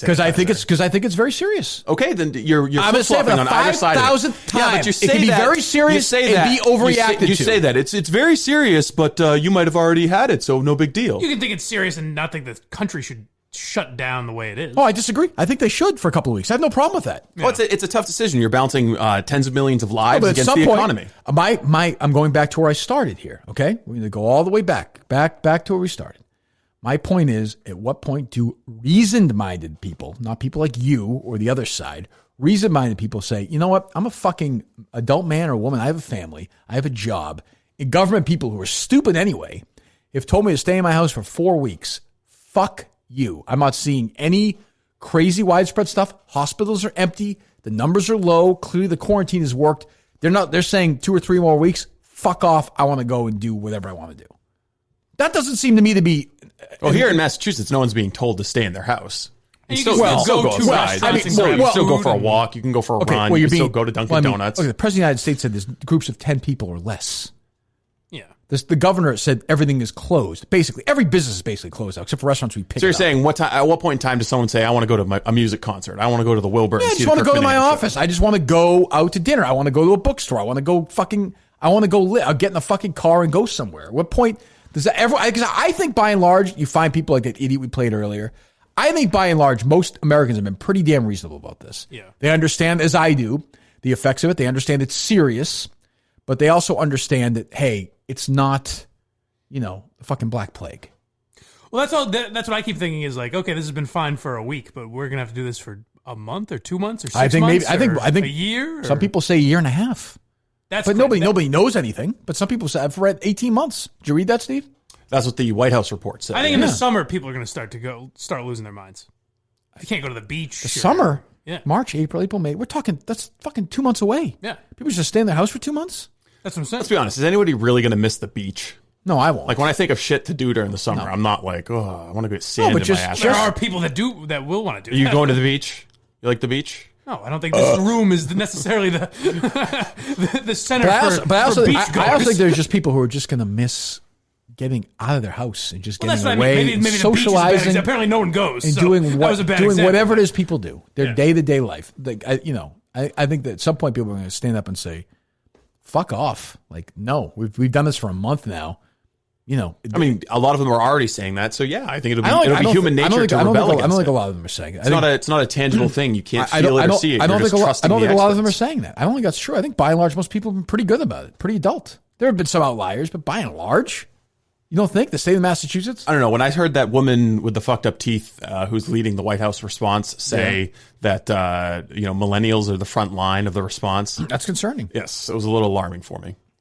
But you revel in alarm, like you want this to be bad. No, I don't. Yeah, you do. No, you kind of do. No, millions of people are suffering. I don't want people unemployed. I don't want Steve from Providence not being able to drive his gas truck around. That's true. I want people to have jobs and productive lives. Am I prepared? Am I going to steal a bunch of other people's shit if society collapses? Yeah, I am. I'll be living up on a compound in Maine. Well, yeah, I've got weapons. If it's Walking Dead style stuff, am I going to be at the top of the food chain? Absolutely. Will Kirk Minahan be working for me? Maybe. In what way? I don't know. You're going to need food. I guess. I mean, I don't know. Who knows? It's very, it's the most serious thing in the history of the world. It's really, really serious. Yeah. Thank you. I'm glad we stopped joking about it. It got into a real. It's unbelievable. The amount of death in Massachusetts is overwhelming. You sound like a real idiot. What? Just start calling it the re-election flu. No, listen. I mean, they will have the election in November, though. Yeah, they will, unless Congress changes it. Can I say, so you saw yesterday that Bernie is still in. Oh, I thought he was shutting it down. He was meeting with his team. Just a nasty rumor. He's still in. I got to say, I have no problem with that because, Biden hasn't won. He's not at the number yet. And anytime that guy walks on the stage, he could fucking totally ruin himself. Yeah. If you're Bernie and you're a real fighter, you claim to be, why would you quit? Or he could die. I think, honestly, Biden could contract coronavirus and cough on stage, and he would still get the delegate threshold. Maybe, but if you're Bernie, if I'm Bernie, am I thinking, hey, I'm gonna just let him win? Why not? Just capitulate. He's done it before. Why would you do that? Hang on to the end. To let them nominate this idiot? That seems crazy to me. And it's Bernie's last run, so why not give it? True, but these Democrats who are all like, oh, we should get out of the race, get out of the race. What the fuck? I don't even get that. Why? Don't you want to race anyway? It's more entertaining. I think he's already done enough damage to the Democratic Party. I guess you want Biden running unopposed for the next fucking 6 months until the election, whatever it is. I think the Democrat argument is that it gives them more time to start bringing the Bernie bros onto Team Biden, which isn't going to happen. They're not going anywhere. They need to build unity. Yeah, they're not. But I mean, is Bernie Sanders really going to be hopping around with Joe Biden campaigning for him again? They won't be together, but Bernie will be jet setting to Michigan, Wisconsin, and these swing states and trying to peddle this fucking bullshit. That's embarrassing. He's embarrassing. Well, Robinson report there as we wrap it up. All right, we're back at 6 o'clock. Who we talked to today? Oh, geez, Steve. ExpressVPN, come on. Oh, sorry, I got wrapped up in coronavirus talk. Give me a little ExpressVPN talk for the coronavirus people out there. ExpressVPN.com/Minahan. You can use it to spoof your internet location and make it appear as though you're using the internet from Canada or the United Kingdom. There's a bunch of different shows that this opens up to you while you're sitting home, self-quarantine, streaming for apparently no reason because coronavirus isn't real if you listen to Kirk Minahan. Say that? But ExpressVPN.com/Minahan while you're self-quarantined. Use that so you can watch anything that's geographically restricted. The important thing for the Minifans to know, though, is Pornhub, in their infinite wisdom, has decided to make their Pornhub premium service available to everyone in Italy. So if you download ExpressVPN at expressvpn.com/Minahan, set your location to anywhere in Italy, you can get a free Pornhub premium subscription. And believe it or not, I ditched Scroller. I checked it out. This works. Really? Yes, this works. What'd you watch? Porn. Well, I mean, okay, Steve. What specifically? Yeah, anything specific? I don't know. It was like the first thing that popped up was some Italian video. I don't know. I don't read Italian. That's weird.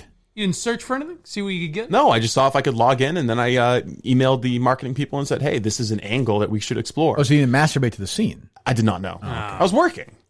You could do both. Yeah. Done that during the show. Some people have strange jobs. ExpressVPN.com/Minahan. ExpressVPN.com/MINIHANE. That is my last name. Last name of my father. His father before him, all the way back. Didn't change as they came to America. MINIHANE. ExpressVPN.com/Minahan. ExpressVPN.com/Minahan. Go there today. Thanks to them. Thanks to Milton's. We can also tell people at kirkspainter.com. I don't have the copy here, do I? Yeah, you should. Oh, here it is. I'm sorry. It was buried in between here. Kirkspainter.com. CC Painting. Do what we did here. Went to CC Painting to get it done. Your home, your business, get moving on it right now. KirksPainter.com. You know Chris will be up to the job, no question. Great Minifan, great loyal guy. If you're a Minifan, you're looking for somebody to do some painting for you, some basic housework as well? Yes. Any kind of handyman projects he can help out with. He may be helping us out with some Wilbur stuff eventually. Little scenery, some construction things. Nice.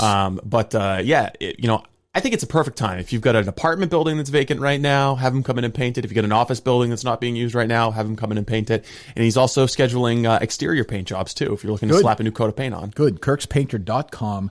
KirksPainter.com. Go there today. Thanks to Colton from Oklahoma. And for silent orgasm. Silent ejaculation.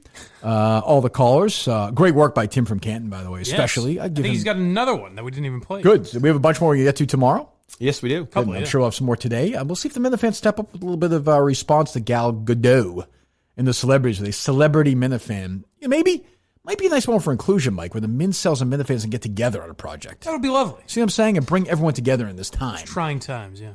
You think we'll be anywhere with the investigation by tomorrow? Fuck you asking me for?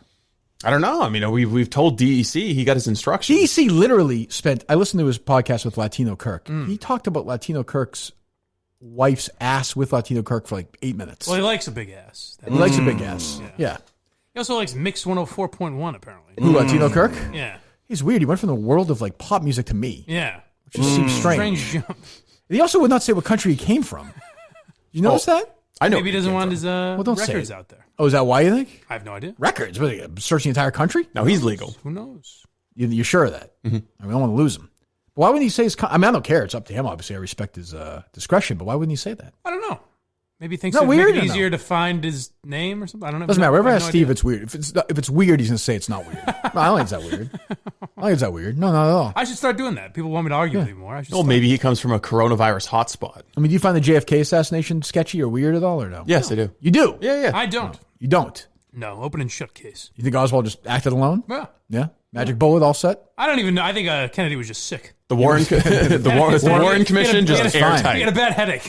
No, but different angles, different shots, multiple shots. Jack Ruby dying. Who cares? Yeah. No the big disappearance of Bog, just a fucking natural flight error. There's much to do about nothing. I mentioned yesterday, somebody in that Discord asked me what, and the YouTube thing, like I mentioned with you, I wanted to see Mike and his Albus parents. Yeah.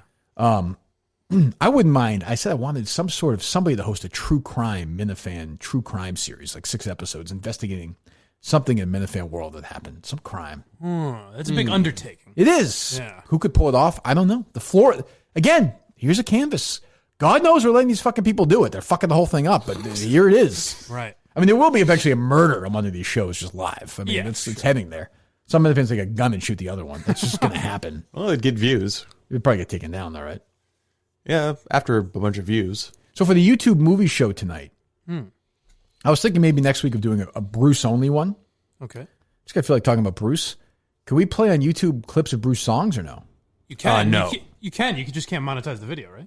Yeah, we won't be able to monetize it, and sometimes they'll get taken down if you violate copyright. I thought it was 30 seconds, though, no? Yeah, YouTube is also, they're posting warnings that because they're at reduced staff, all their video moderation is automated, so stuff that shouldn't get taken down is getting taken down. Because what they were doing, like if you played a Bruce song, the money would any money that video would have made just goes to the record company or wherever it would go. Oh. Usually. Yeah, so I thought you had a 30-second window to do it, no? Yeah, I'm not sure. I've heard that before. I've heard the 30-second rule for using music on radio shows. We'll try. It's taken now. Who gives a fuck, right? Who cares? Yeah. I don't know. We'll see. All right. So thanks to them. I said Kirk's Painter, Milton's VPN. Go expressvpn.com/Minahan. Is that right? Mm-hmm. All right. Good show, boys. Back tomorrow, and we'll talk to you then.